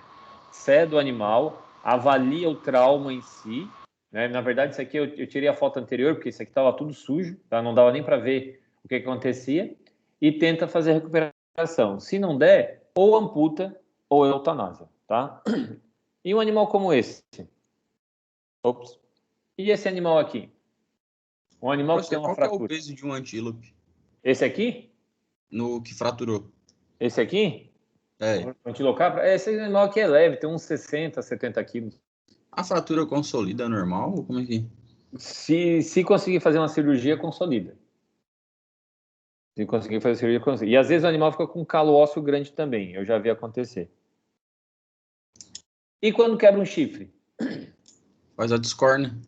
Tá. Eu faço a discórdia. Esse animal é um animal de exposição. O que eu tenho que tomar cuidado? Bom, a primeira coisa eu tenho que saber se ele é um bovídeo ou se ele é um cervídeo. Por quê? Qual é a diferença entre cervidais? Qual é a diferença entre a galhada de um bovídeo para um cervídeo? O do bovídeo, a parte interna é osso. E ele tem crescimento contínuo. O cervídeo, de tempos em tempos, cai. Então, se for um cervídeo, ter uma fratura, eu corto. E na próxima, provavelmente, na próxima fase de crescimento, vem um novo corno, tá? Vem um novo chifre, desculpa. O bovídeo, não. O corno dele é constante. Então, ou a gente tenta manter, porque o animal utiliza nas brigas, nas disputas, ou eu faço amputação e o animal vai ficar com um lado só, tá? Mas, normalmente, assim, na base, a gente acaba fazendo amputação. Mas uma vez eu tive um animal, de uma espécie diferente, chamada waterbuck, que eu fiz uma tala no chifre, né, no corno, eu botei o corno na posição, eu anestesiei o animal, botei o corno na posição correta, eu forcei o osso, tá, eu encaixei e fiz uma tala em volta com um gesso que eu tinha, e o animal ficou com a aspa torta, mas voltou ao normal, tá? Então, é uma preocupação bastante, mas se fosse um bovino a gente faria discorna, e em alguns casos a gente também vai para discorna nesse tipo de trauma. Tá, no caso, esse daí ia crescer depois. Não, isso aqui não cresce depois. Isso aqui Não é cresce bovídeo, não cresce mais. Se eu amputar, pode, claro, pode crescer um botão, né? Uma bolinha, mas nunca vai chegar a ser o corno que tinha antes. Ô, professor, ele pesa muito um chifre desse ou não? O chifre, mais ou menos. Esse animal aqui, um Tragelaphus, esse grande kudu, esse aqui animal deve ter uns 450, 400 quilos o animal. Então é um animal bem pesado. E como é um osso por dentro, não dá para colocar um pino para tentar fazer uma fixação. Tem que e para tentar fazer a fixação na base aqui, ó, é muito difícil, tá? Então normalmente quando é fratura assim na base, a gente já faz a discórdia, infelizmente, o animal perde o chifre. A discórdia é igual se fosse de uma vaca. Igualzinho. É uma vaca, né? Só que isso aqui é uma vaca selvagem. Então eu faço com cabo, né? Com fita, ou anestesia e mete uma serrinha ali. Normalmente isso aqui está pendurado, né? Tem só um pouco de tecido segurando o que é pele. Então, às vezes, só com uma tesoura boa dá para fazer a retirada da pele e fazer o acompanhamento. Não tem como fazer sutura, tá? É extremamente problemático a sutura aqui, porque não tem tecido. Mas a gente tenta fazer uma sutura aqui, faz uma descola, tenta fazer a sutura, porque senão vai ficar com o sinus aberto, né? E se o sinus ficar aberto, o animal vai ter contato e vai ter uma infecção secundária depois. Começa com uma sinusite, mas pode complicar bastante com o tempo. Sistema digestório. Bom, sistema digestório é um problema extremamente importante no atendimento de animais silvestres e exóticos. A gente acaba recebendo de tudo. Alguns animais ter vômito me preocupa, alguns animais ter diarreia me preocupa. Mas uma coisa que a gente esquece é que os animais eles demoram a mostrar sinal clínico. Então, quando a gente tem um animal silvestre com sinal clínico, eu já penso que está num quadro desse aí, é um quadro grave. Então, esse aqui, a Teles, é um macaco-aranha, que apresentava um quadro de ameba, né? E essa ameba já se instalou, vocês podem ver a gravidade das lesões intestinais. Então, sempre que vocês verem um animal silvestre com problema digestório, eu me preocupo e sempre na minha cabeça é um quadro extremamente grave. Por quê? Porque os animais, eles apresentam várias coisas. Deixa eu fazer uma pergunta para vocês. Se vocês fizerem um animal chegou, um animal silvestre, e o proprietário quer fazer um exame de fezes. Aí, eles sempre vão falar isso. Qual é a conduta de vocês? O cara tem um coelho e ele quer fazer exame de fezes. Qual é a conduta de vocês?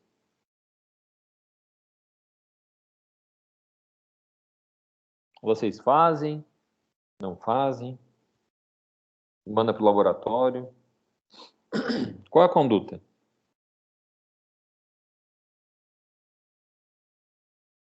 Gente, abre o microfone, fala.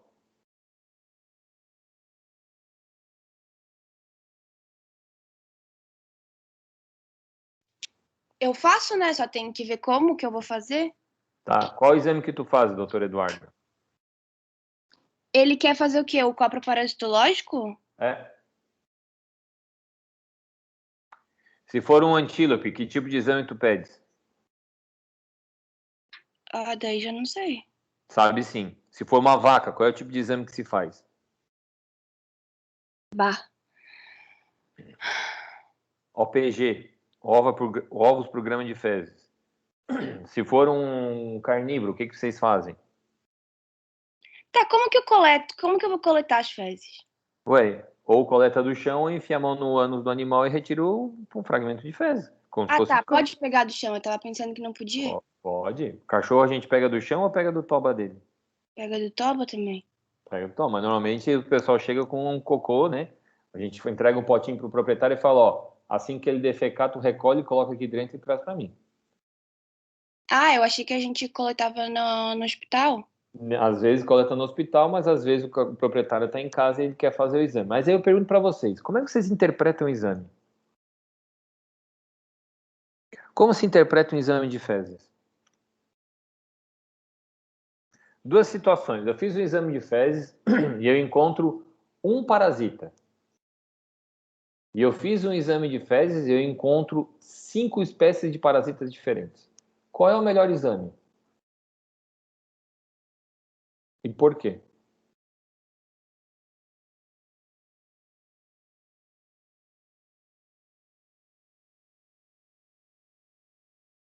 Qual o melhor exame? O que tem um ou o animal que tem 5?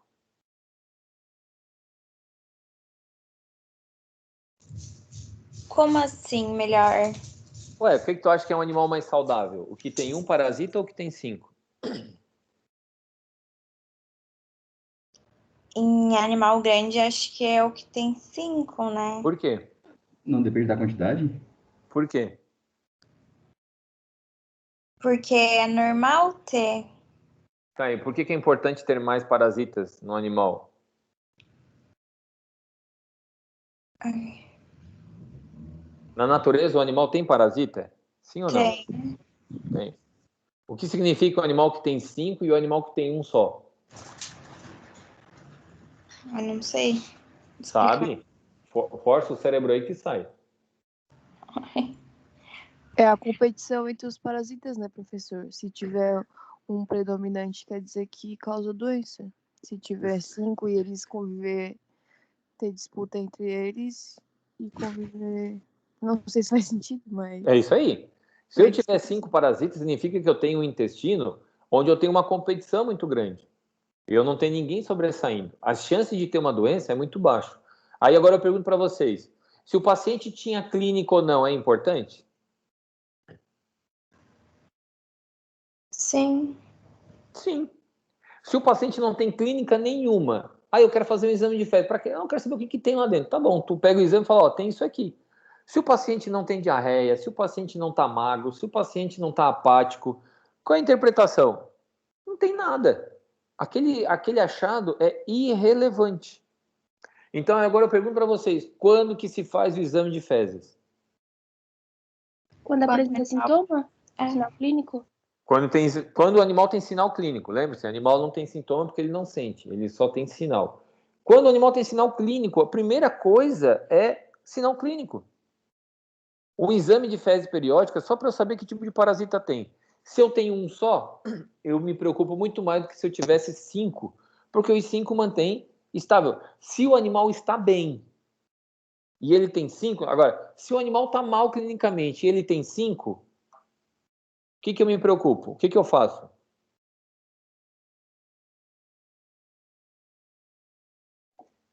Se o animal tem alteração clínica e tem 5 parasitas, o que eu faço?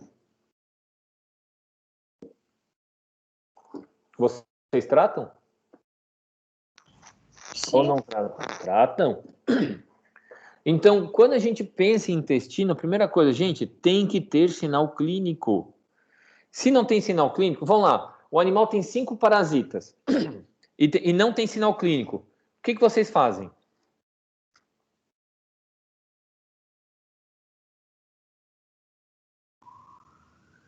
Nada. Alguma coisa tem que fazer. Pode dar vermífugo. Tá.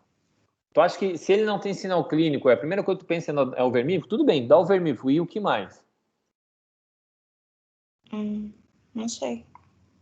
Gente, o que mais? Eu tenho um cachorro que tem 5, mas ele tá melhor do que vocês. O rabinho abanando. O que vocês fazem? Vai na casa, pergunta como é que é na casa dele. Onde é que ele faz cocô? Se o cocô fica solto no terreno, qual a destinação das fezes? Se o animal tem contrato com outros animais, se ele tem contato com cocô de gato que vem da rua, de cão que vem da rua, se quando ele vai fazer passeio ele come o cocô de outra espécie, se ele fica lambendo o chão. Gente, controla o ambiente. Se um animal silvestre, se um animal exótico, controla o ambiente. A primeira coisa é como é que está sendo o ciclo das fezes. Por quê? Porque fezes tem que ser retirada do ambiente onde o animal fica. Se for um porquinho da Índia, se for um coelho, tem que fazer o controle na gaiola. Tem que tirar as fezes. Então, o vermífugo é um passo, mas não é o fundamental. O fundamental é controle ambiental. Se eu tiver um bom controle ambiental, teoricamente, eu terei um animal com menos problema. E a gente pensa como veterinário só dá vermífugo. Vermífugo. Gente, vermífugo não resolve. Quem resolve é controle ambiental. O vermífugo ele controla naquele momento. Eu dou o vermífugo, passou 15 dias, o animal começa a reinfestar com ovos.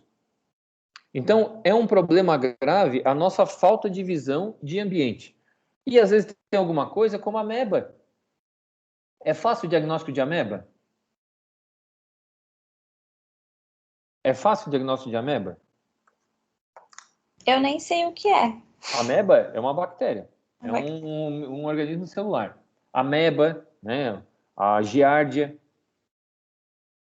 Então, um diagnóstico extremamente complicado de fazer e a gente não pensa nessas coisas que estão lá, lesionando a mucosa do paciente. A gente vê, vermífugo, vermífugo, e não adianta nada. Então, eu preciso que vocês comecem a ter uma cabeça um pouco mais ampla. Então, vamos lá, o animal chegou com diarreia. Qual é a primeira coisa que vocês pensam? Como que é essa diarreia? Aí, como é a diarreia? Não importa como seja a diarreia, o que tu pensa sempre, Eduardo? Se tá vomitando também ou se tá só com diarreia, o que mais que ele tá apresentando? Certo, mas qual é a primeira coisa que a gente se preocupa num animal exótico ou silvestre que está em cativeiro e que apresenta diarreia? Quando é que vocês apresentam diarreia normalmente?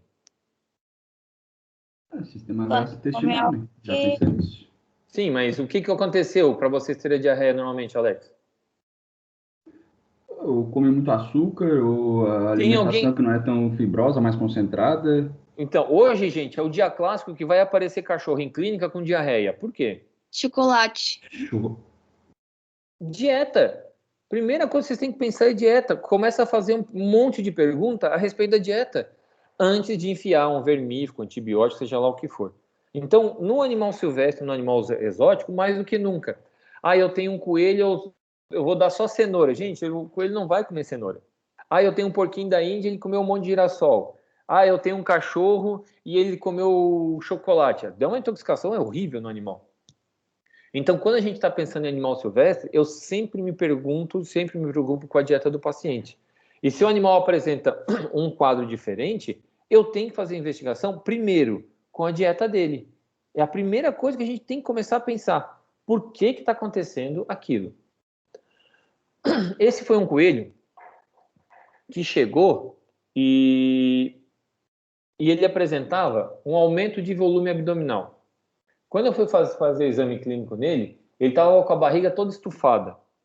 Quando foi olhar o vaso, olha como é que estavam as veias. A orelha para a parte inferior não tinha nada, mas olha essa orelha aqui. O que chama a atenção disso aqui? Por que chama a atenção essa orelha aqui? Um animal que estava com a barriga inchada.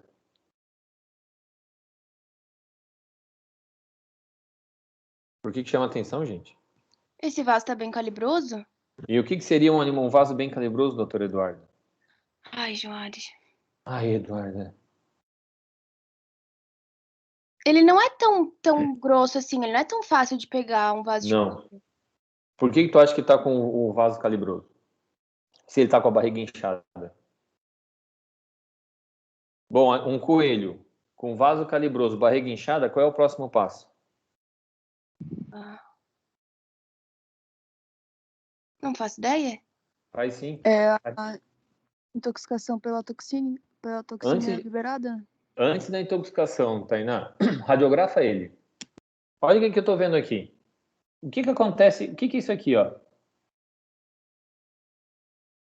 O que tem aqui no animal? Fezes? Que cores são as fezes no raio-x? Mais Não, né? esbranquiçada, né?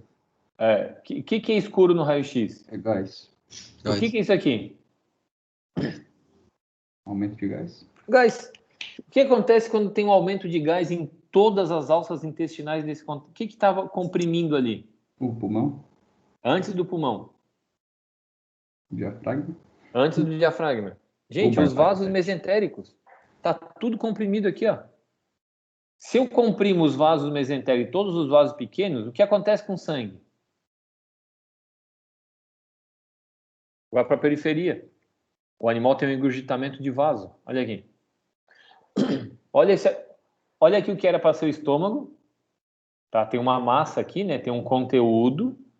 O coração está até comprimindo aqui um pouco de diafragma, mas olha a quantidade de gás esse animal tem. Então, era um coelho que chegou na minha mão. Ele não defecava corretamente, ele não tinha diarreia, muito pelo contrário, ele estava travado. Uma grande quantidade de gás, um estômago com conteúdo, o animal comia, depois teve inapetência. Tratamento desse coelho.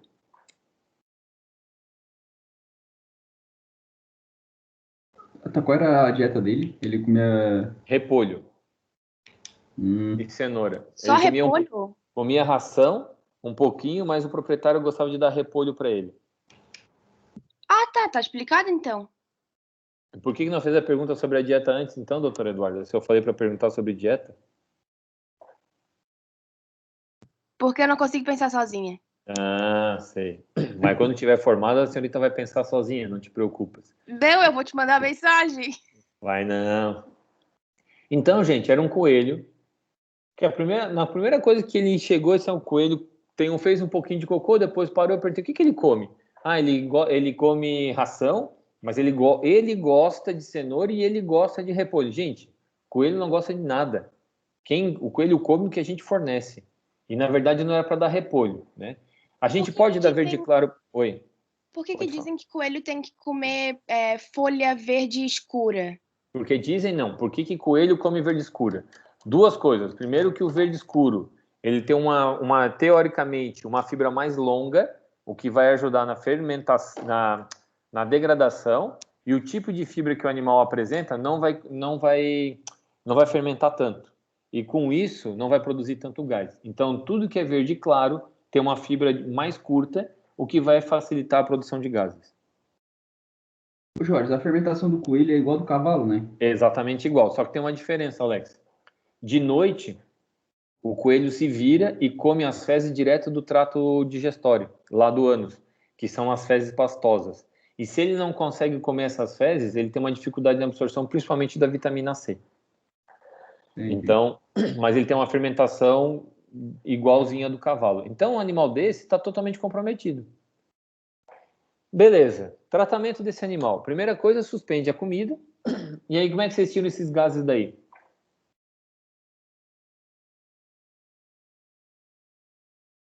Eu posso dar uma medicação para estimular o peristaltismo? Pode.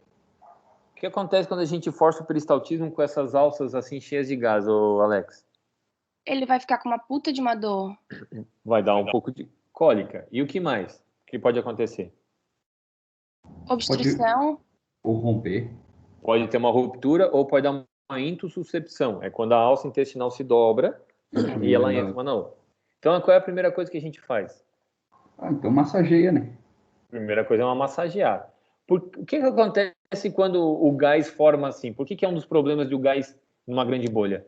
Principalmente num animal como esse. Ele forma uma bolha única, porque a bolha única ela tem uma tensão na membrana dessa bolha que não deixa ela se romper.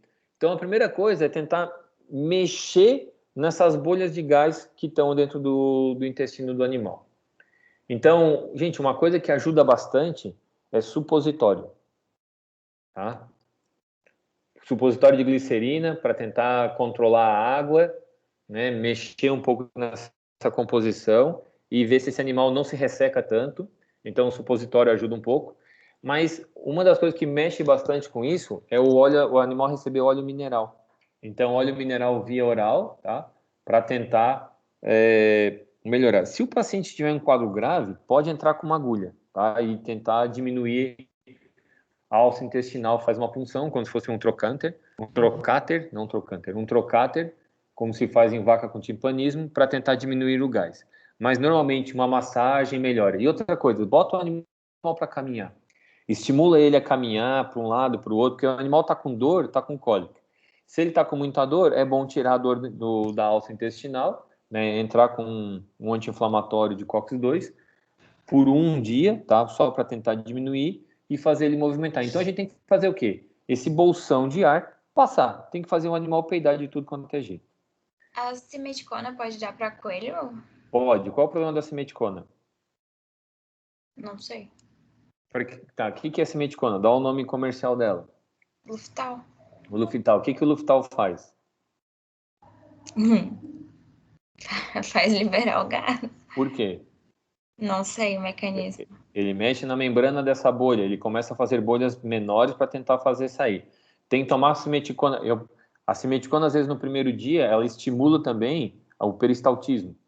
Então, às vezes, no primeiro dia, tem que tomar muito cuidado. Se o animal estiver ferrado, medica e não tem problema, mas eu espero um pouquinho. Eu medico na primeira hora, tento passar um óleo, tento estimular com um supositório, tento fazer o animal caminhar, tento diminuir para só depois entrar com simeticona. Às vezes a simeticona o animal não responde muito bem, principalmente com ele, tá bom?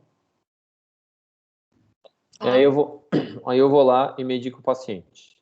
Ô, Joalho, só uma pergunta. Nesse óleo mineral aí, é aquele que é absorvido no intestino? É aquele que não é absorvido no intestino. Ah, então óleo de cozinha daí, normal, assim? Não, óleo de cozinha é óleo vegetal. O óleo mineral, ele não é absorvido. E óleo de cozinha é? Óleo de soja. Aí, qual é o problema de entrar com simeticona no monte de produto? Isso daqui, ó. O animal tem prolapso, muitas vezes, tá?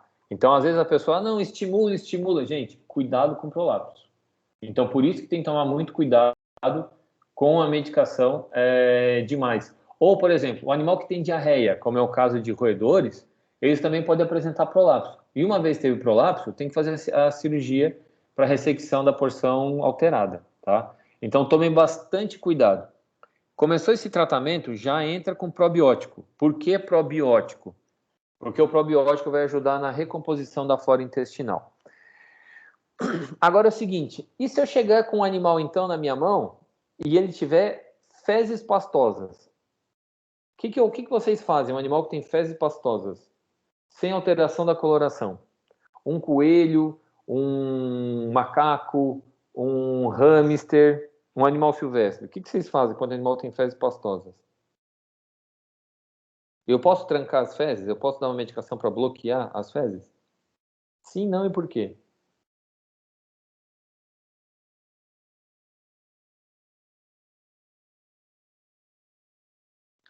Se vocês têm vamos lá, vamos para Acho que sim, porque eu sei que animal com diarreia, assim, vai dar desidratação, né?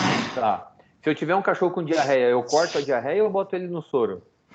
Bota no soro. Eu corto a diarreia alguma vez então, doutora Nicole? Não. Nunca. Por que eu não corto diarreia?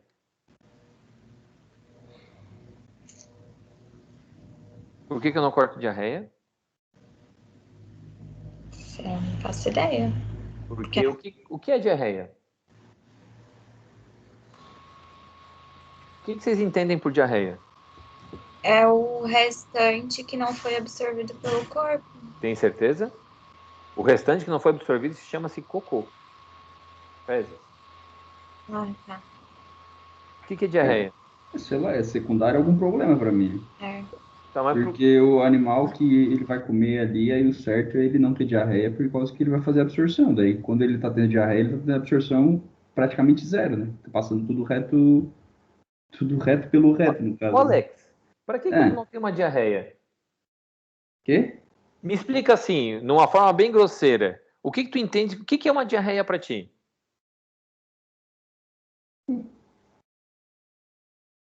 E agora? Nunca parei para pensar nisso, Jorge. É uma boa pergunta. Como não, Alex? Vocês já tiveram aula de sistema trato digestório? Já, mas O que é diarreia? Vamos lá. Vocês concordam que diarreia aumenta a quantidade de água no conteúdo intestinal? Sim ou não? Sim. Teoricamente, o que muda numa diarreia é a quantidade de água. Não é? Concordam? Sim. Para que serve a água no cocô, então? Qual é a principal função da água na química? Primeira aula que vocês têm de química, quando fala de água, não é o solvente universal?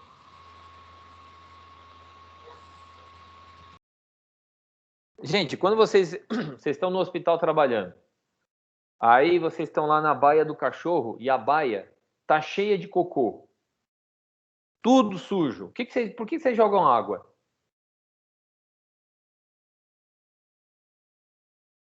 Por que vocês jogam água? Para limpar. Para lavar, para limpar. Por que serve a diarreia?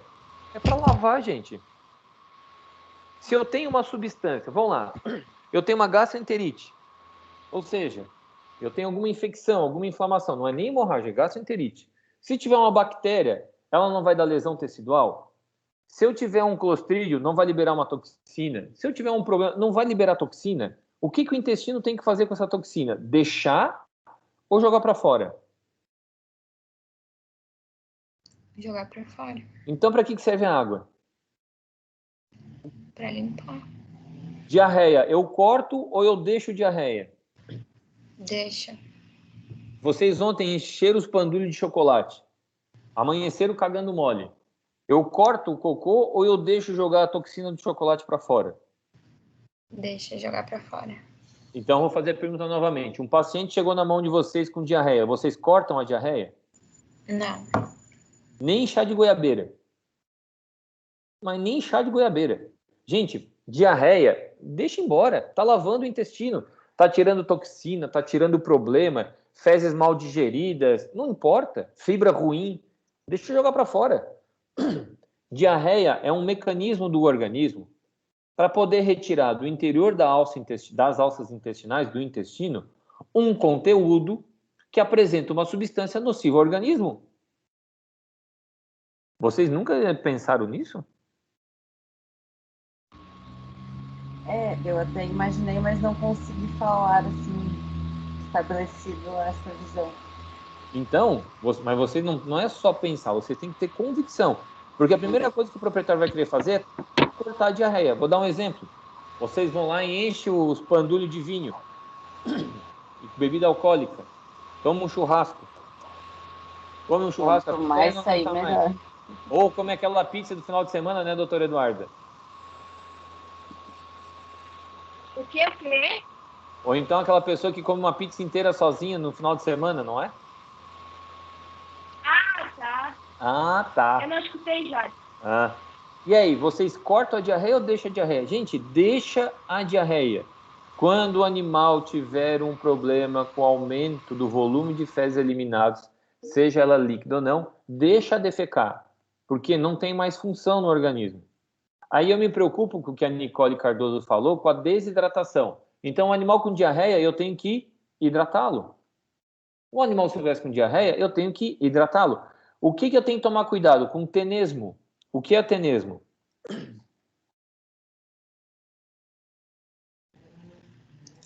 É quando força, mas não tem mais o que sair? Exatamente. E por que eu tenho que tomar cuidado com tenesmo? Prolapso? Por causa do prolapso. Eu estou com um animal que está com diarreia. Ele ainda não tem tenesmo. Primeira preocupação que eu tenho é hidratar o animal, certo? Ou por via oral, ou se um animal silvestre pequeno vocês não conseguem, coloca subcutâneo. O que mais vocês entregariam para o animal para poder melhorar esse intestino? Probiótico? Probiótico, prebiótico. Tenta recuperar a flora. Eu já entro com antibiótico?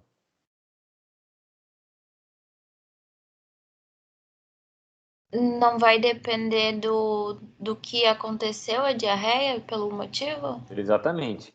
De acordo com as fezes, eu coleto as fezes e mando para exame para ver se tem coccidiose, para ver se tem ameba, para ver se tem giardia, para ver se tem parasita. Eu tento fazer um exame. O animal já tem sinal clínico, exame de fezes. Na pior da situação, gente, se vocês não têm o que fazer, entra com antibiótico. Se o animal começou a ter uma diarreia ruim, o animal está debilitado, o resultado vai levar 2, 3 dias, entra com antibiótico. Qual tipo de antibiótico vocês utilizariam num problema digestório? Qual é o papel que o antibiótico tem que exercer? Como é que é? Eu acho que é o metronidazol. Por que metronidazol? Não sei, só sei que eu sei que usam esse. Mas por que é metronidazol? A gente ajuda ela. Só o metronidazol que eu uso, Nicole? Tem algum outro? Eu sei que onde eu fazia estágio, ela usava bastante o Ibatrim, só que agora eu não lembro o que tem. Sulfatrimetropin. Por que se usa essas ou a combinação de sulfatrimetoprim ou se usa metronidazol? Porque eles atuam principalmente em bactérias anaeróbicas, em algumas gram-negativas, que vai ter função lá no intestino. Então, esses dois tipos de tratamento, se vocês não têm nada na mão, não tem exame, ou é sulfatrimetoprim, ou vocês vão utilizar metronidazol. Pronto, segura o animal. Reconstituidor de flora intestinal, mexe na dieta, deixa a diarreia, coloca o antibiótico, coleta as fezes para fazer exame antes, para não dar interferência, e acompanha o paciente. Se o animal tem tenesmo, tem que tomar cuidado, porque o tenesmo pode agravar o quadro e o animal pode ter um prolapso. Se tiver prolapso, vai ter que ir para a cirurgia. E aí vocês acompanham o paciente. Não tem segredo. Agora, vocês têm que saber o que está acontecendo, o que vocês estão usando e por que vocês estão utilizando. Então, qual é o problema de eu pegar um animal? Eu recebi um coelho e ele está com diarreia, eu entro com antibiótico. O que pode acontecer? Depois de 3, 4 dias, parar o alce intestinal. Por quê? Entrei com tanto antibiótico, eu mato todas as bactérias e o animal fica com o intestino travado, teoricamente. Então, tem que tomar cuidado com a forma como medica o trato gastrointestinal. Por quê? Porque eu posso complicar a vida do paciente. Se o animal tem gases, normalmente não precisa nem entrar com antibiótico, eu tento fazer a correção, posso entrar depois de um dia com a simeticona, que vai tentar mexer na tensão das bolhas de gases do intestino do animal, para ver se o animal tem uma flatulência, ou seja, peida, e elimina os gases. Se eu forçar o animal, ele pode ter tenesmo. Então, eu tenho que tomar muito cuidado com o trato gastrointestinal para que o animal não tenha uma diarreia profusa ou que ele tenha tenesmo e isso impacte que o animal tenha prolapso. Sabe qual é o grande problema de vocês? Quando vocês estão fazendo estágio e vocês veem um caso clínico, quando vocês estão na aula, vocês não se perguntam os porquês. Porque todo mundo aqui já tem certeza que acompanhou um caso de diarreia, já viu, já imaginou e já pensou. Nunca parou para pensar o que é a diarreia, que é uma das coisas, os sinais clínicos mais comuns que a gente tem. Nunca tentou entender a fisiopatogenia do agente e quando usou um produto não sabe por quê. Para eu trabalhar com animal silvestre, eu tenho que saber o porquê, porque o animal vai dar uma reação diferenciada, pode dar uma reação que eu não esperava. Sempre procurem conhecer os porquês. E aí, outro caso que pode apresentar é vômito. Aí eu pergunto para vocês, o vômito, eu controlo ou não?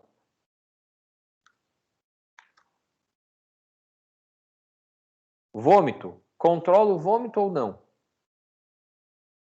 Acho que no primeiro instante, assim, é bom tentar deixar o animal colocar para fora. Se for muito em excesso, acho que tem que controlar. Tá, então qual é o primeiro momento que até quando a gente deixa o animal colocar para fora, Nicole? Quer ver que não está complicando muito a situação dele? Tá. Eu tenho um cachorro com vômito, eu deixo ele vomitar? Para ver se sai algum conteúdo, algum... Mas olha só, Depois já Quando o bota animal dois. chega com vômito na clínica, ele já vomitou anteriormente, certo? Uhum. Eu continuo, eu deixo ele vomitar mais uma vez? Então já dá um antinético. Hã? Então já dá um antinético. Não sei, o que tu farias? Perguntaria se o proprietário analisou o vômito. Mas eu preciso, vamos lá, o proprietário chegou assim, ó, ele já vomitou em casa. Ou ele não, ele chegou no consultório e vomitou na tua frente. Raio-x. Tu deixa o animal vomitar ou tu entra com antiemético? Antinético. Tu concorda que a gente nunca entra com antiemético antes do animal, se o animal não vomitou ainda? Sim. Então o animal já vomitou. Se ele tinha alguma toxina para jogar para Sim. fora, já vomitou. Qual o problema do vômito? Pode levar à desidratação. Além da desidratação, qual é o pior do vômito? Ele começa a vomitar bile. Não. É o vômito, ele perde eletrólito, porque o vômito é o alimento não digerido. E ele começa a perder no vômito uma grande quantidade de eletrólito. E um dos principais é potássio. Tanto é que pacientes que têm vômito, se eu vou fazer um eletrocardiograma, a onda T começa a dar alteração. Eu começo a ter problema, inclusive, na repolarização, porque a bomba só de potássio não funciona. Então, o vômito, a gente corta. Sempre. O paciente teve vômito, antiemético. Começa sempre com o mais simples, né, metoclopramida, e se não adiantou, tu vai para ondansetrona, que vai atuar no sistema nervoso central. Sempre. Vômito, vocês cortam. Diarreia, deixa o animal perder. Ah, professor, mas é diarreia profusa. Bota o animal no soro. Mantenha o animal hidratado. Ah, mas o animal tem tenesmo. Aí eu controlo. Eu não quero que ele tenha peristaltismo. Eu quero que com a diarreia ele perca aquele conteúdo que está dando problema. Então eu não vou dar um chá de goiabeira para trancar. Eu vou deixar ele ter fezes. Claro que eu vou fazer um monitoramento. Não é que eu quero que o paciente tenha diarreia. Eu só sei que a diarreia é um sinal clínico me indicando que tinha problema. O vômito, o animal que tinha para vomitar já vomitou. Então eu vou fazer o controle sempre do vômito. Qual E da foi? diarreia eu deixo. Qual foi os dois remédios que tu citou pro vômito? Que eu não Metoclopramida e depois ondansetrona, que é de ação central. Beleza. O que é mais comum de acontecer em problema digestório? Ou o animal está com gases, ou o animal está com diarreia, ou o animal está com vômito. O que mais apresenta?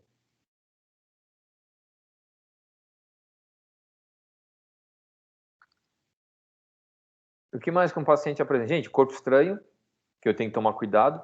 Então, sempre que vocês puderem, tem um problema digestório, radiografa, para ver se tem corpo estranho, se tem fezes, tem intussuscepção, acompanha. E não tem muito segredo. Trato gastrointestinal, vocês vão, 90% dos casos, vocês vão se basear nisso. Se tiver eliminação de sangue na diarreia, que é melena, né? Se for sangue, é sangue vivo ou sangue digerido é melena. Vocês entram com antibiótico, principalmente alto, né? Sempre antibiótico sistêmico, para poder fazer o controle. Então, se vocês conhecerem a patofisiologia do processo e olhar para o animal e acompanhar o sinal clínico, ter um histórico, menor que seja possível, e fazer uma boa anamnese, vocês vão conseguir controlar. Vão perder bicho? Um monte. Mas vão conseguir controlar. O cara chega com bugio está comendo banana. O cara chega com calitrix, aquele miquinho, o miquinho está comendo banana. O que ele vai ter? Diarreia. O bicho não come banana. E banana é muito doce. Não é para comer banana. O animal vai comer uma outra dieta. Então, a maioria dos problemas está na forma como apresenta o alimento. Ah, mas ele pode ter parasita. Beleza. Vai para o recinto onde o animal fica, ou se o animal fica em casa solto. Vai, se ele fica no quintal. E o ciclo do parasita é no solo. Vocês conhecem período pré-patente, período de incubação. Vocês conhecem lá a fase larvária, a fase de ovo. Se o ovo vai ser transmitido, se a larva infectante é o ovo embrionado ou se é o ovo larvado, se a larva infectante é um L1, que é a larva já eclodida. De acordo com o parasita que vocês têm, vocês vão consultar num livro, vão ter informação e vão fazer o produto. Ah, professor, mas eu quero entrar com vermífugo. Entra. vê qual é o parasita que tem e entra com o vermífugo específico. Ficou mais claro? Sim. Sim. Ô, Joares, ali na orelha dele tá vasoconstricto? O que é vasoconstricção, Nicole? Quando comprime.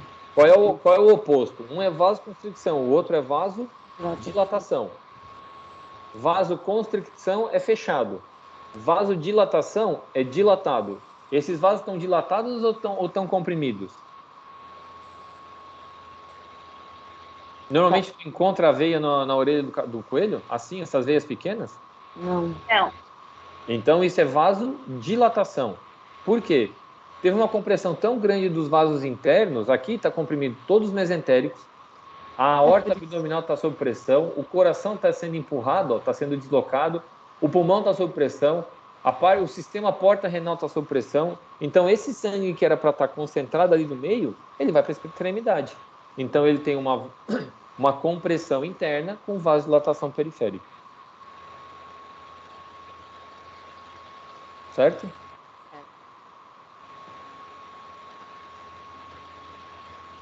Sistema reprodutor do paciente. Então vocês estão lá acompanhando e chegou um animal com alteração do sistema reprodutor. Gente, vamos dar uma parada de 10 minutos e a gente volta para conversar? Já são 5 para as 10? Pode ser. Sim! Então tá bom. Caralho, deixa eu ser. Nossa, me ensurdeceu aqui, mas tudo bem.